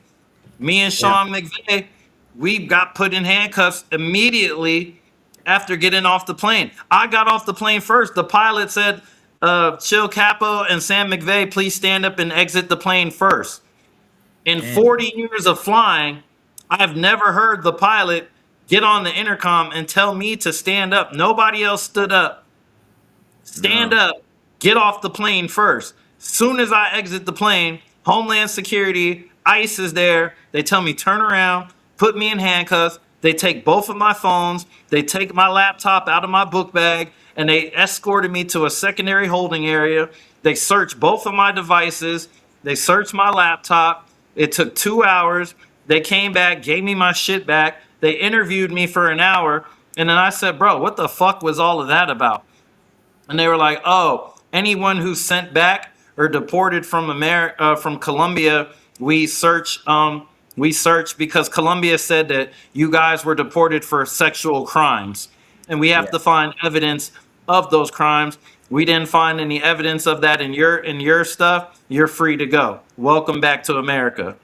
Yeah, imagine you're going for your bachelor party, you get sent back, and you get jammed up in that situation, and then you got to go tell your fucking fiance about what happened, and then she's just like, probably doubting you because it sounds so crazy. What do you mean they turned you away?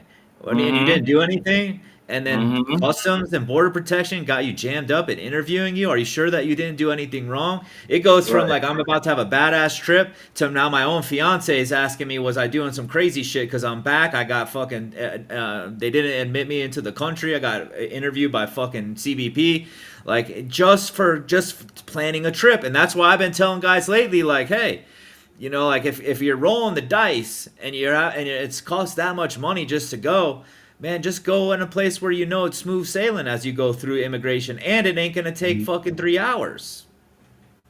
The best thing that anybody can do, I recommend flying into either Bogota or Cali if you can. Go through Bogota, go through Cali. Those are number one. Landing in Medellin, you're really rolling the dice. It's literally a 50-50 at this point for you to be able to be admitted or rejected based off who you know and who you're dealing with and what they think about you off of just face value. When they look at you, or do you have tattoos? Are you dressed a certain way? Do you look like somebody that's coming to blow a bunch of money? Do you look like you have no money? Do you look homeless? Like, are you in a group of guys? Are you being loud and obnoxious inside the line? You know what I'm saying? Are you visibly on Tinder on your phone swiping away? Like, I've seen people do all of these things, and I tell my people that are coming to Colombia that just ask me because they're like, bro, I'm nervous about going out there. What should I do? How do I make it through? And I'm like, listen, bro, number one, fly into a different place and then catch another local flight into Medellin if you have to. Number two, if you're in a group of guys, separate. Do not all be in one giant group, 5, 6, 7, 8 guys deep. You know what I'm saying? Separate. 2, 3 people go this way, spread out. 2, 3 people go that way, spread out. Break your group up. Don't make it so obvious that you're in a large group of people because they automatically associate groups as sex tourists. You're just a big group of sex tourists. You guys are all happy, smiling, excited. You know what I'm saying? You look like you're just coming here to bang chicks, and that's not what they want. Even though they profit off of it and benefit from it more than anybody else, they still don't want you openly coming here for that. So make sure that you have an itinerary of things that you want to do. Make sure that you have a plan. Hire a local tour guide, somebody Colombian that you can show correspondence with. Hey, we're here to do this. We're doing that. Book appointments at a local dental facility. Get a teeth cleaning, get a teeth whitening. If your teeth are fucked up, get some veneers, whatever. Book appointments. Do some legitimate medical appointments. Book medical appointments for yourself. and actually take advantage of them, because you're going to get the best dental work that you're ever going to get in your life at the cheapest price that you're ever going to get it for. So come to Colombia, take advantage of the medical options that you have. If you need stem cells, and I know I got guys that come out to Medellin for the stem cells. I know people that come out for dental work. Most people come out for dental work. You know, medical tourism is a big business too, also in Colombia. Take advantage. You know what I'm saying? Just have all your ducks in a row. Don't sound so fucking clueless. Oh, why are you here for? I don't know. Where are you staying? In Poblado or something like that. I don't know. Like, the less you sound like you're informed of what you're doing and what you're planning on doing, gives them more reason to reject you as a tourist. So you need to already have a set itinerary. You need to delete Tinder, Bumble, any of those apps off of your phone. If you have any crazy videos with girls that you've been talking to in Colombia, you need to get rid of all of that type shit. And that's not the person's fault either. If a chick is sending you a bunch of nudes and telling you, oh, I can't wait to see you when you come to Colombia, I can't wait to see you, like, whose fault is that? You know what I'm saying? Like, they don't put any blame on the women. It's just, oh, you're the dirty sex tourist. When it's like, I've been talking to this girl for 4 or 5 months consistently. You know what I mean? They don't care about that. They don't care about your history with that girl. That could be your girlfriend for all they know. They don't give a shit. In their eyes, this is what you're here for. You're here to exploit our women, and they're going to send your ass back home and embarrass you on the way out. Yeah. The other part too that I tell guys is, man, if you get early in the morning or you get late at night, I like getting late at night because guys just want to go home. Like, I would want to just go home. So like, yo, let's just get through this.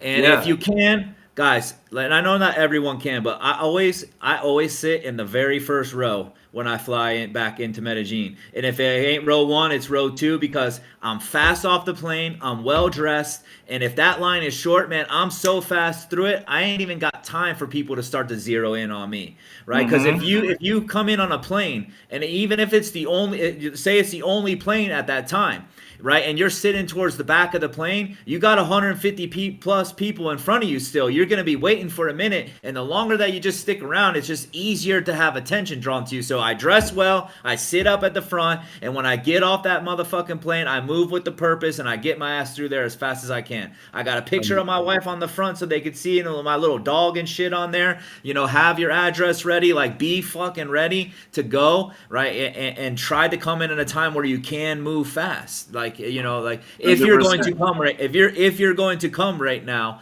right, that's the best thing that you can do. But the safest bet right now, especially like you just said, until after elections, is probably just, if you're going to plan a trip right now, there's other great spots that you can hit. Rio's, Mexico's, there's other spots that you could go, maybe hit one of those, wait till after election, see how things shake out, and then decide from there if it's right to come back.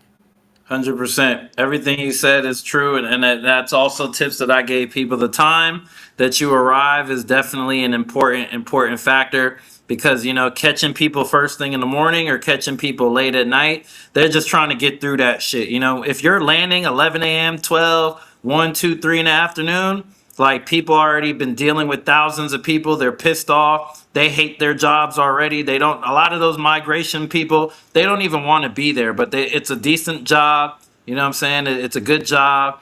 It's 2 planes land at one time in the middle of the day, maybe 3. So you're talking about fucking 400 to 600 motherfuckers all at one time. And imagine if you're the guy working, like, man, fuck this, 600 motherfuckers coming in right now. Right. And that time that you have to wait there, just because there's cameras all through the airport. From the moment you step off the plane, they see you, right? So like they're monitoring everything. The longer that you have to stand around in there, the more fucking camera time that you get that you don't want. Right. Literally, that time that you're waiting, like, that's the time that they're watching you, and they're picking and choosing.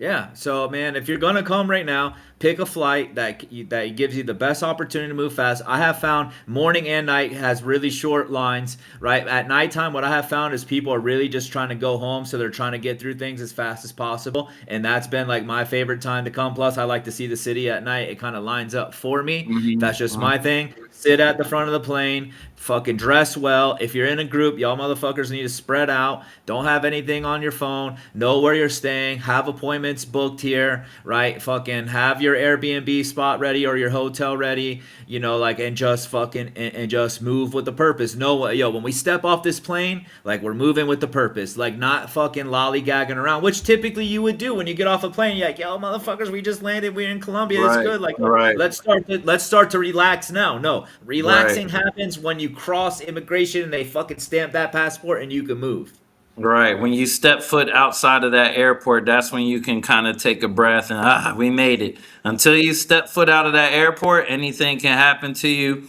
You could be stopped, you could be questioned, you could be searched, anything can happen. Also, the day of the week matters too. I always tell people try to come in on a Sunday, Monday, or Tuesday. If you can arrive, if you have to arrive in Medellin and that's your landing point, get there on a Sunday, Monday, or Tuesday. If you're trying to get there on a Thursday, Friday, or Saturday, they are specifically looking to reject people on those days because those are the weekend party warriors. Those are the guys they know specifically are here to buy box. It's Yeah. 100%. You're only here for the weekend. We know what you're coming for. You can play it off a little better if you're getting there on a Sunday, Monday, or Tuesday, and it's not the busiest time. The airports are really usually dead. If you're getting there early in the morning or super late at night, Sunday, Monday, or Tuesday, a lot of people aren't traveling during those days. So your best probability for having the most painless situation is arriving on those days during those times. Everybody else, you're literally just rolling the dice on your vacation, and it can go either way. Yeah. And look, and if you guys do come and then you do get in and you're here, like, if hanging out in the park, you're not going to be able to sit and talk to a woman. They're going to come and be it real quick and tell you to keep it pushing. So, like, if you want to go to the clubs, go to the clubs, but just know, right, there's other spots in town that you could visit. You know what I mean? Like, you do some research before you come. Like, there's establishments here in controlled environments where you can go and have a good time, and you don't have to worry about getting rolled up on in the park because you're having a fucking conversation with someone for 5 seconds. Look, when they first started this a little over a year ago, it was actually right before I met my wife. Right, there was a time I was just standing there. I had my fucking AirPods in my ears, so people. I don't like people messing with me. And someone tried to come talk to me. I didn't even engage with them, and they ran up on my shit. And I was pissed, like, yo, motherfucker, I'm not even doing. You see, I got my fucking AirPods in, man. Like, I'm not talking to anyone, right? Like, and that's kind of how it's gonna be. So, if you want to go up in the clubs, go up in the clubs, but you're not gonna be able to hang out there. So find the other establishments that you can go to and have a good time. 100%. 100%. It's just, just being prepared as much as you can. And even still, that doesn't necessarily guarantee anything. Who knows? Those 12 guys could have been, totally had their shit together, could have had everything, booked the right way. From the videos I saw, there was nothing like that really stuck out about them that would cause me to look twice, other than they were just a group of guys traveling together. And that was their only crime. And probably once they did that first interview and said, "What are you here for?" And they said, "Oh, a bachelor party." That's when they were cooked. Whoever said the bachelor party line in the interview cooked everybody. That's what sunk the ship for everybody. Yeah, but 100%. what happens is if you don't come prepared, like if you're coming for a bachelor party, you're not like before the thing, like, bros, we got to make sure that we get our stories right before we get interrogated at immigration. Because at that point, it's like, then, bro, why the fuck are we even going there? Like, why would we do this, right? No one's planning for that shit. And at the same time, who would think saying that I'm coming for a bachelor party would be a bad thing? Typically, a lot of places, like when I was living in Cancun, you got bachelorette parties and shit popping off there all the time. They're expecting that stuff. They're set up for Mhm. that stuff, right? Like they Mhm. have whole little setups for it, They cater to it. Yeah, you wouldn't think that you're gonna get fucking deported and not non-admitted for saying that you're doing something like that because man, it's a normal thing. So and It then honestly makes me laugh when people say the economy would collapse because of that. A lot of foreigners don't come here just looking for women. They come for completely different experiences. Yeah, that's probably true, but the overwhelming majority of the men on those planes are single men or men that are coming specifically because they are interested in the women. yeah. Men, no matter what country they're from, when you go on vacation, you still want to get laid. I don't know one man who's ever took a trip to a new country, city, anywhere, whether it was domestic or local or international, and said, you know what? At the end of the day today, I don't even want to get laid. I just want to go sightsee, go look at the museum, go take some pictures, and I'm not even interested in sex. That's Yeah. just not realistic. Especially then when you have beautiful women everywhere. I think what gets lost in it is when we start to talk about, like, when we talk about economy, we're talking about a lot of times the tourism economy. At least I am. Okay, tourism economy in 2025 accounted for $2 billion into Medellin, which is a shitload of money. If you get rid of the nightlife tourism, you lose basically about $1 billion. Okay, so it's not the whole economy taken, but if you take $1 billion out of an economy, it's a lot of money. A lot of people feel the impact of it. Is the whole economy going to crumble? Absolutely not. Are people going to feel it? Absolutely, right? That the barber that was full has the gaps in the schedules. The nail salons that was full, gaps in the schedule. The tour guide that was booked out for weeks, fucking might have a second job. The clubs that were popping, they got a different fucking type of vibe going on now. Life, things change when the tourism stops. So no, the economy isn't going to tank, but people are going to suffer from it absolutely. Right, 100%. They just, they just try to downplay how much money is actually coming in because of that nightlife tourism. And oh, Medellin would do just fine if we didn't have tourists. Medellin was better before the tourism started. We've heard those type of comments before, and that's full of shit. Like, yeah, you were existing, you existed, but you weren't thriving, you weren't growing, you're not building stadiums, you're not having major artists come and do 3-day concerts in your city. You know what I'm saying? Like, that wasn't happening. Yeah, It just the thing that I always support in their favor is this too. Is like when you talk to the locals, when they say, "Hey, there's other things. People come for other reasons," right? Nobody wants to be known that, hey, the only reason someone comes to my city is to get escorts and do cocaine.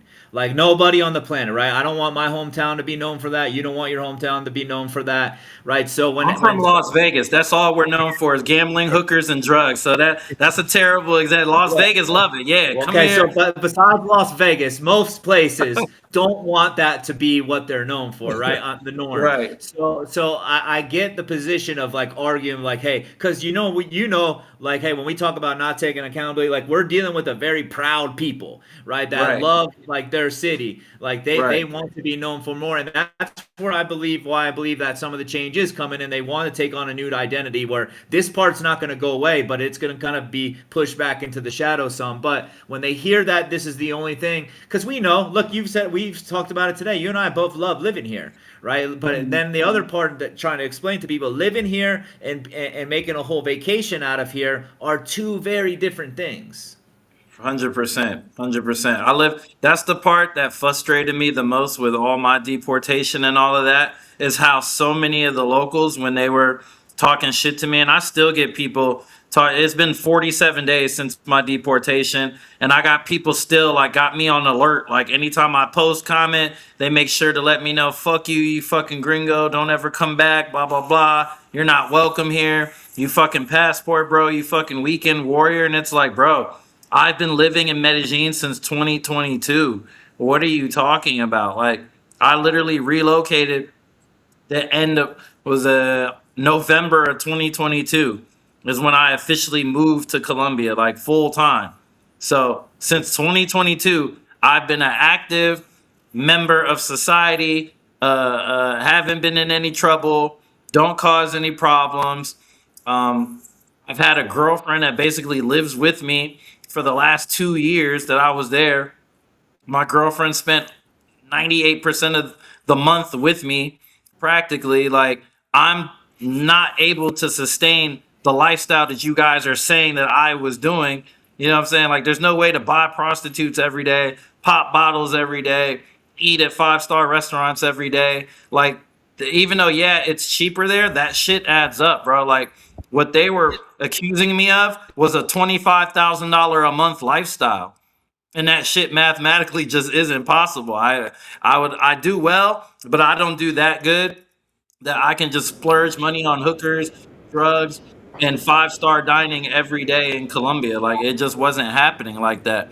And the difference between being a tourist and being a resident are two totally different lifestyles. And that's the part with my situation that got lost in the story. They made me out to be this tourist that was just having parties and leaving and coming back, or you know what I mean? Like, it was all fucked up. My whole story was all fucked up because everyone that knows me knows that it's actually the opposite of everything that they said. But you know, it's easy to Yeah. edit a couple of videos and make anybody look like, they are what you want them to be when you take, clips from a nightclub or an event or anything like that. But it is what it is. Yeah, Nate, you said you aren't able to calculate how much tourist money goes to the girls, and those girls spend it in local establishment restaurants as well. But if we think about it, let's just say, based off the numbers, the nightlife tourism brings in somewhere around $1 billion a year, last year at least. If the girls make 10% of that, it's $100 million. We're talking about a massive industry, man, that's going to them. If 10% of that goes to them, you're talking about $100 million that then is being distributed back into the economy as well. Because yeah, no one's like saving up in their bank account with that shit. That's fast cash. That's spent in restaurants, nails, hairs, clothes, fucking schooling. Because there's a lot that go to school. All types of things. Travel. They're traveling as well. Like that money, 100% is going back into the economy. But I just thought it was kind of crazy to think about how much money might be actually going to the women itself. You're talking about like $100 million plus. Where the money goes, who knows? But it's definitely going into the pockets of thousands and thousands and thousands of people. Trickle down economics is a real thing. You don't have to be an economics major to understand that that $1 billion is touching and helping a lot of people. And though they hate to admit it, the main reason that that money is coming in is because of their greatest export, which is their women. And it is what it is. Yeah. So Daniela, so maybe look for women in different places, not in Yeras or on dating apps. If a guy was to come here and to look for a woman, let's say he wanted to look for a good woman, where does that guy go? Where are you telling him to go, Capo? The good women don't want tourists. That's the problem. The good women aren't interested in the tourists because there's no incentive for a good, everyday, hardworking career woman who doesn't sell herself, that has, her shit together. She's not interested in a tourist because, number one, the majority of the tourists don't speak Spanish. So she can't even communicate with you. She can't connect with you on that level. And she's not interested on only talking to you through a translator app. Number two, there's no point in her investing her time and energy into a person who's going home on Monday and she may or may not ever see again. Number three, and probably the most important thing, is that sense of, where is this going? What are we doing long term? How is this going to be a long term thing? I'm not interested in being your Colombian fantasy, your puta for the week or whatever it is. So you could go back home and tell your boys you had this hot Colombian girl, blah, blah, blah, blah, blah. They don't want to be associated with gringos because, again, the message that they're seeing all day, every day, is that all gringos are sex tourists. All gringos are pedophiles. So the good girls, when they see a gringo, the first thing that probably is going to pop into their mind is, oh, you're just here for the hookers. Oh, you're just here for the drugs and the nightlife and the partying. I'm not going to take you serious. Why should I give myself my time, my body, my energy to a sex tourist that's going to leave in 3 or 4 days when I have hundreds of men, thousands of men locally that I could give my attention to, that speak my language, that live here, that aren't sex tourists, that have a house or property here, have legitimate businesses, and have something going for them. Women require security. They Yeah. have to feel safe with you. They have to feel like you can provide for them. If they don't feel like there's any safety or security and you're not going to be able to provide for them, they're not going to deal with you. That's women anywhere in the world, not just Colombia. Yeah.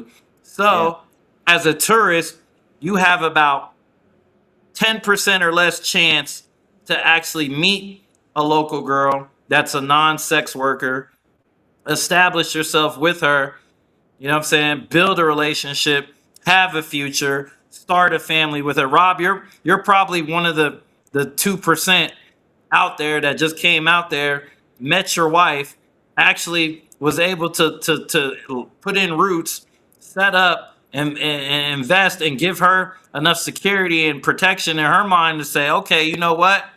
I'm gonna give this guy a chance. He seems like a nice guy. He seems like a genuine guy, good looking guy, takes care of himself, most importantly, can take care of me. I'm gonna see where this goes. Like, you're one of the very few minority of men that were able to just go to Colombia and find their wife, and she had nothing to do with the sex industry when you met her. Yeah, guys have to really be honest with themselves when you're coming here. Like if you're seriously want to date a Latina, Colombian woman in Brazil, whatnot, you're not going to be able to do it a weekend at a time. You're going to have to be in proximity. And like what you were just saying, Capo, like you have to realize these women are normal women just like anywhere else in the world. And Medellin overall and the Paisa people are very much like a conservative type of people, despite what kind of goes on in this city, right? Like you're gonna have to show her, right? Like, hey, that you can provide, that you can protect a sense of security, and you can't do that a weekend at a time. So, if you're gonna come here, you have to be clear with your intentions, right? Because you can't fool them, right? You can't come here for a weekend and try to run a game where it's like, hey, I promise you, baby, I'm coming back or I'm gonna stay. They've heard every story, they know every move that you can make. These women are very smart. The ones that are actively looking for relationships are well put together, right? You have incredible women here in Medellin, right? That you could actually build a relationship with, but it is difficult. Like Cabo was saying, it's hard. I still work through a language barrier where my wife and I are both learning the other language. There's a cultural difference, right? We have a bit of some of our age gap, cultural, language. There's a lot that goes into it. So the only way that it really works is you have two people that really, take a lot of time to learn each other, care about each other, and without that, like the relationship couldn't work. And you can't build that kind of relationship with someone if you're not here permanently. 100%. I've been with my girlfriend for the past 3 years. You know what I mean? I met her out there. We've been together for 3 years, and that shit's definitely been some of the hardest 3 years. But she's down for me. She's there for me. She rides for me. You know what I mean? Like, if I needed her to run through a brick wall, she would do it. You know what I'm saying? On Without hesitation, she would do whatever is necessary. When I went through my situation, my deportation, she was the one coming to the jail, bringing me food, bringing me pillows, blankets, like anything. Like, I text her at 3 in the morning. I'm freezing because this jail cell is literally outside. Like, I'm literally basically just sleeping outside inside of a fence. And she brought a blanket and pillow at 3 in the morning across town. She's in Poblado. I was in Medellin on the other side of town. At 3 in the morning, she got her ass out of bed and brought me that pillow and blanket. You know what I mean? And it's like a lot of guys aren't gonna find girls that are ride or die like that. That in that 1 week that they spend out of the year, even if you come semi-annually every 6 months, that's still not enough time. If you're looking to build a genuine relationship, you need to be spending 30 to 60 days in Medellin every time that you come. Yeah. Saying you need to be Well, spending a considerable amount of time so you can really lock in with a true, everyday normal girl that, just wants to get to know you, doesn't have any ulterior motives, isn't necessarily just trying to use you as an ATM machine to supplement her lifestyle, finds you a genuinely good girl that's got her own shit going for her, that comes from a good family, that's educated. There's plenty of them that's out there, but the sad part is you probably never have a chance with any of those women because you don't have the time that it takes unless you're a remote worker and you have that freedom and flexibility to be anywhere that you want to be, like me or Rob, and you can still take care of yourself. You're probably not even going to get that opportunity to meet those women. So, which is why I just tell guys, screw it. Just go to the park, do your thing, have fun. Those girls are there. Be safe and go home. You know what I'm saying? Until you're able to be in a place like Medellin or any other country, you know what I'm saying? And the things that they see online from the influencers is we're in that position. We're all a group of guys that have the ability to generate and earn money, US dollars, wherever we go. Rob, you Yeah. could probably pick up right now, move to fucking Europe, and you would still be okay. You can move anywhere in the world and you would still be able to take care of yourself and your family because your business is already set up for you to be mobile and go wherever you want to go. I've been in the Dominican Republic for a month. You know what I mean? Chilling with no requirement to be anywhere. I got my son is graduating high school this weekend, so I'm going to Texas and I'm gonna be there for that. And then right after he's done graduating and I spend time with the family for a while, I'm right back out the country and picking the next place I'm going.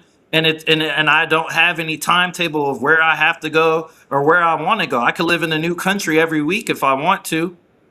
Yeah, that's how it is. I mean, and it's only because it's remote. November, Maria and I went in November. We stayed in Mexico for a month in November. December, she was back here. I was in the United States, and then I come back. In 3 months, I was in three different places, and life just remains the same because the business is remote. It's funny Hmm. though, because you talk about the one of the benefits that you have when you do build a relationship with them is they will be down for you in the sense how she brought you the blanket. This Daniela Giraldo that's popping up right now actually is my wife. Sitting here when I could be hanging out with her, fucking watching me on a fucking podcast talk some bullshit with someone else, and just letting me do it, and actually here on the thing supporting it in some manner. Shout out And to Wifey, man. Shout out to Wifey.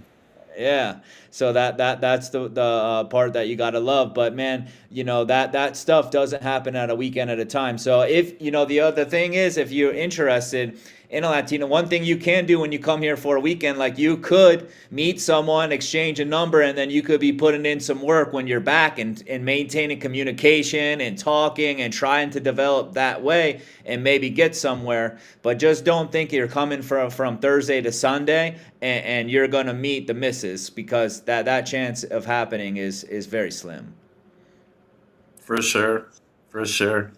Well, I think that was some good shit right there. That was some good shit because that is something that a lot of I feel like a lot of local women, they always share that side of the, well, why don't you guys find girls that aren't prostitutes and find girls that aren't sex work? Why do guys feel like they have to go to parqueyeres or go to these certain places? And they're missing the fact that they also don't want to deal with a guy that's only in town for 2 or 3 days, and there's no point in of investing that financial or emotional investment because it's not financial on the women's end. It's only financial for us.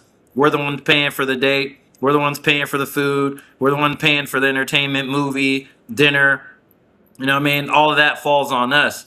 But she's investing her emotional, what I'm saying, equity into that man and her time.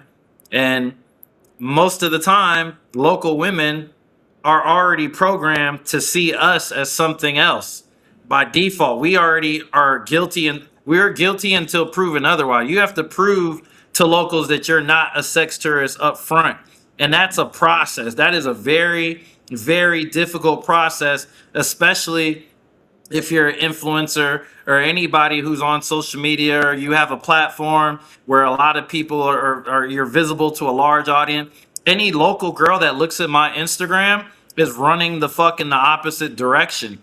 because she's like, oh my God, this guy's in Parques all the time. He's throwing these parties. He's surrounded by women. He is the worst, biggest red flag that there could be. He is the king, passport bro, stereotype. If you just look at my social media on face value, you see me at a couple clubs, you just assume, oh, he's banging 50 hookers a month, you know what I mean, or more. You know what I'm saying? In reality, I live in a condo in Poblado with my girlfriend. Yeah, yeah. And no, and that's something that you guys got to be mindful of too. If you do come and you by chance do get to meet a good woman, one of the first things they're going to ask when they're getting to know you is for your Instagram. Is very big in Latin America. It's big everywhere. Just when I moved to Latin America, it was just Instagram was just so big. It was just like the channel everyone went to. And they're gonna find it and they're gonna go look and they're gonna scan through your shit. That's the one thing I'll give that Casey Redbeard dude credit for, is actually helping people prime up their Instagram profile so that they can actually be attractive to women, because it is Hmm. something that they go looking for. So if you're telling her that you want to be in a relationship and she goes and it's fucking whips and chicks and bottles and fucking partying and this and that, you as soon as she goes through your stuff and you get to like, man, she stopped answering my text messages, you know why. 100%. She saw the gram. She saw something she didn't like, and that it's over with.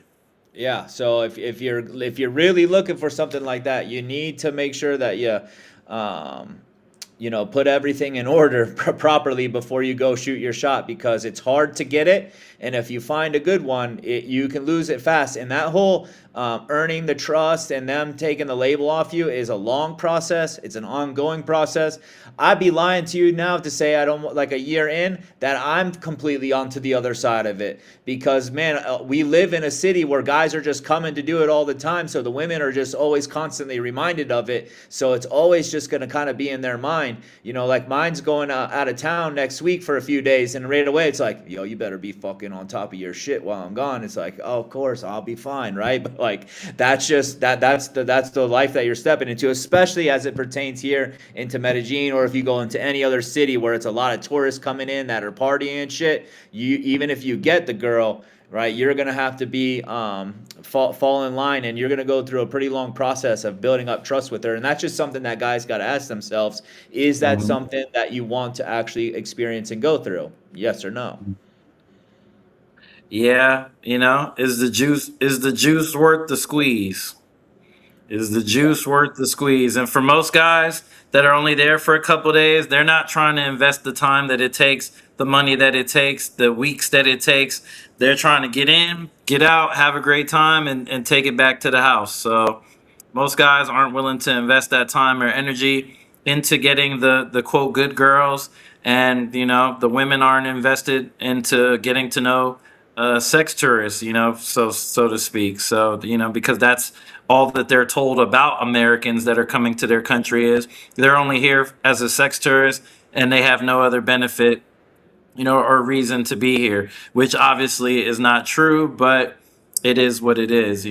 So I don't know what's going to happen long term with that. That's a whole nother social topic to get into. I'm sure you and Paulie are going to dissect that a lot more. I see you got him coming up on the show too. So you guys are definitely going to talk in depth about that.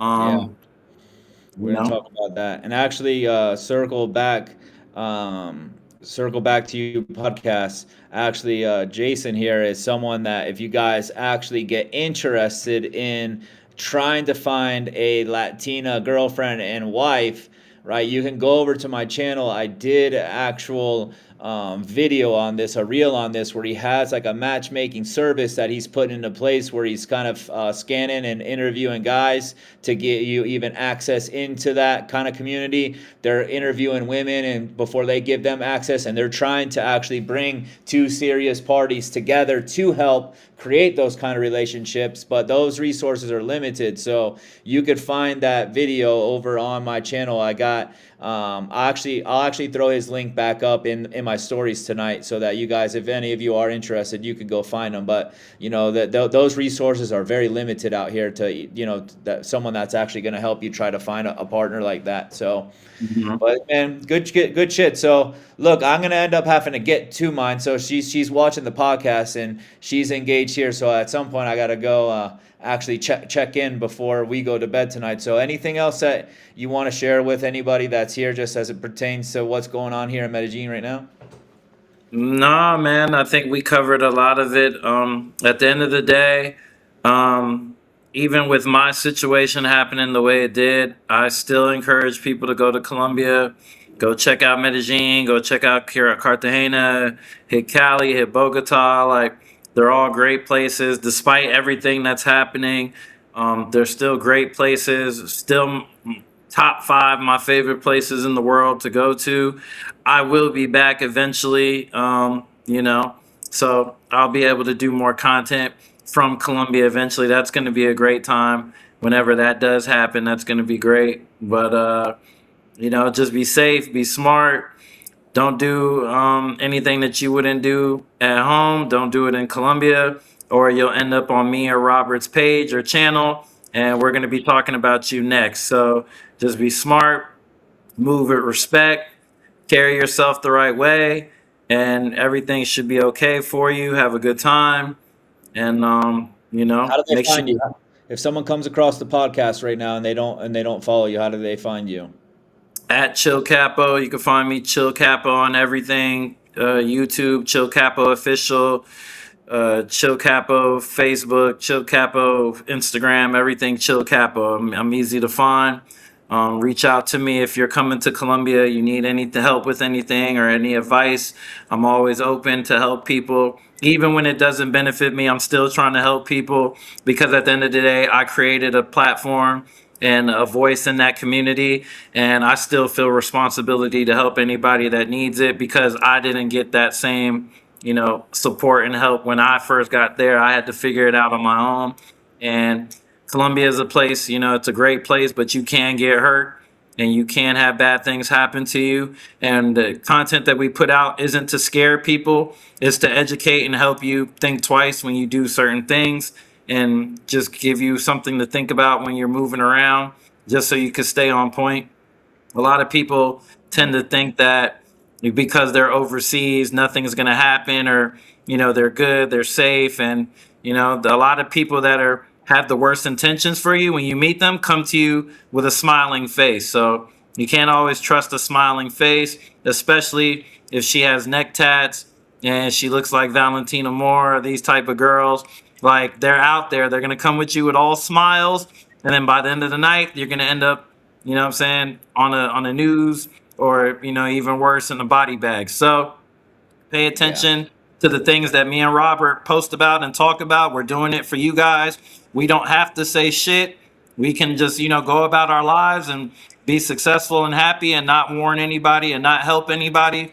But we choose to put our time and our energy into educating you guys out there that are interested in traveling to Colombia.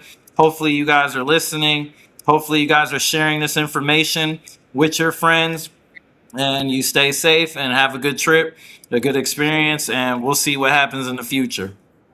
Yeah, thanks for sharing that, and thanks for being part of the show. And guys, if you're here, I appreciate you supporting the work that I'm trying to do here. If you can, like, subscribe to the channel, comment on this. If this podcast can help a friend or family member, share it with them. Help us be able to get to more people. My whole thing is really about creating a safe environment for the guys that are coming here. That's the whole purpose of why I started making the content is to create a safe traveling environment for men, because I don't like to see you guys jammed up, lose your lives, drugged, anything like that. So if you got a friend that's going to be traveling and you can, or you feel compelled to, share with them this channel here, the Instagram. I appreciate you supporting the work. We'll be back next Tuesday. Like Capo said, next Tuesday I'll be here with Passport Polly.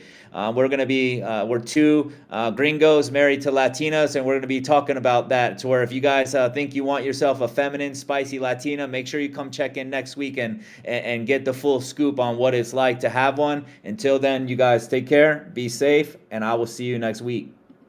Later.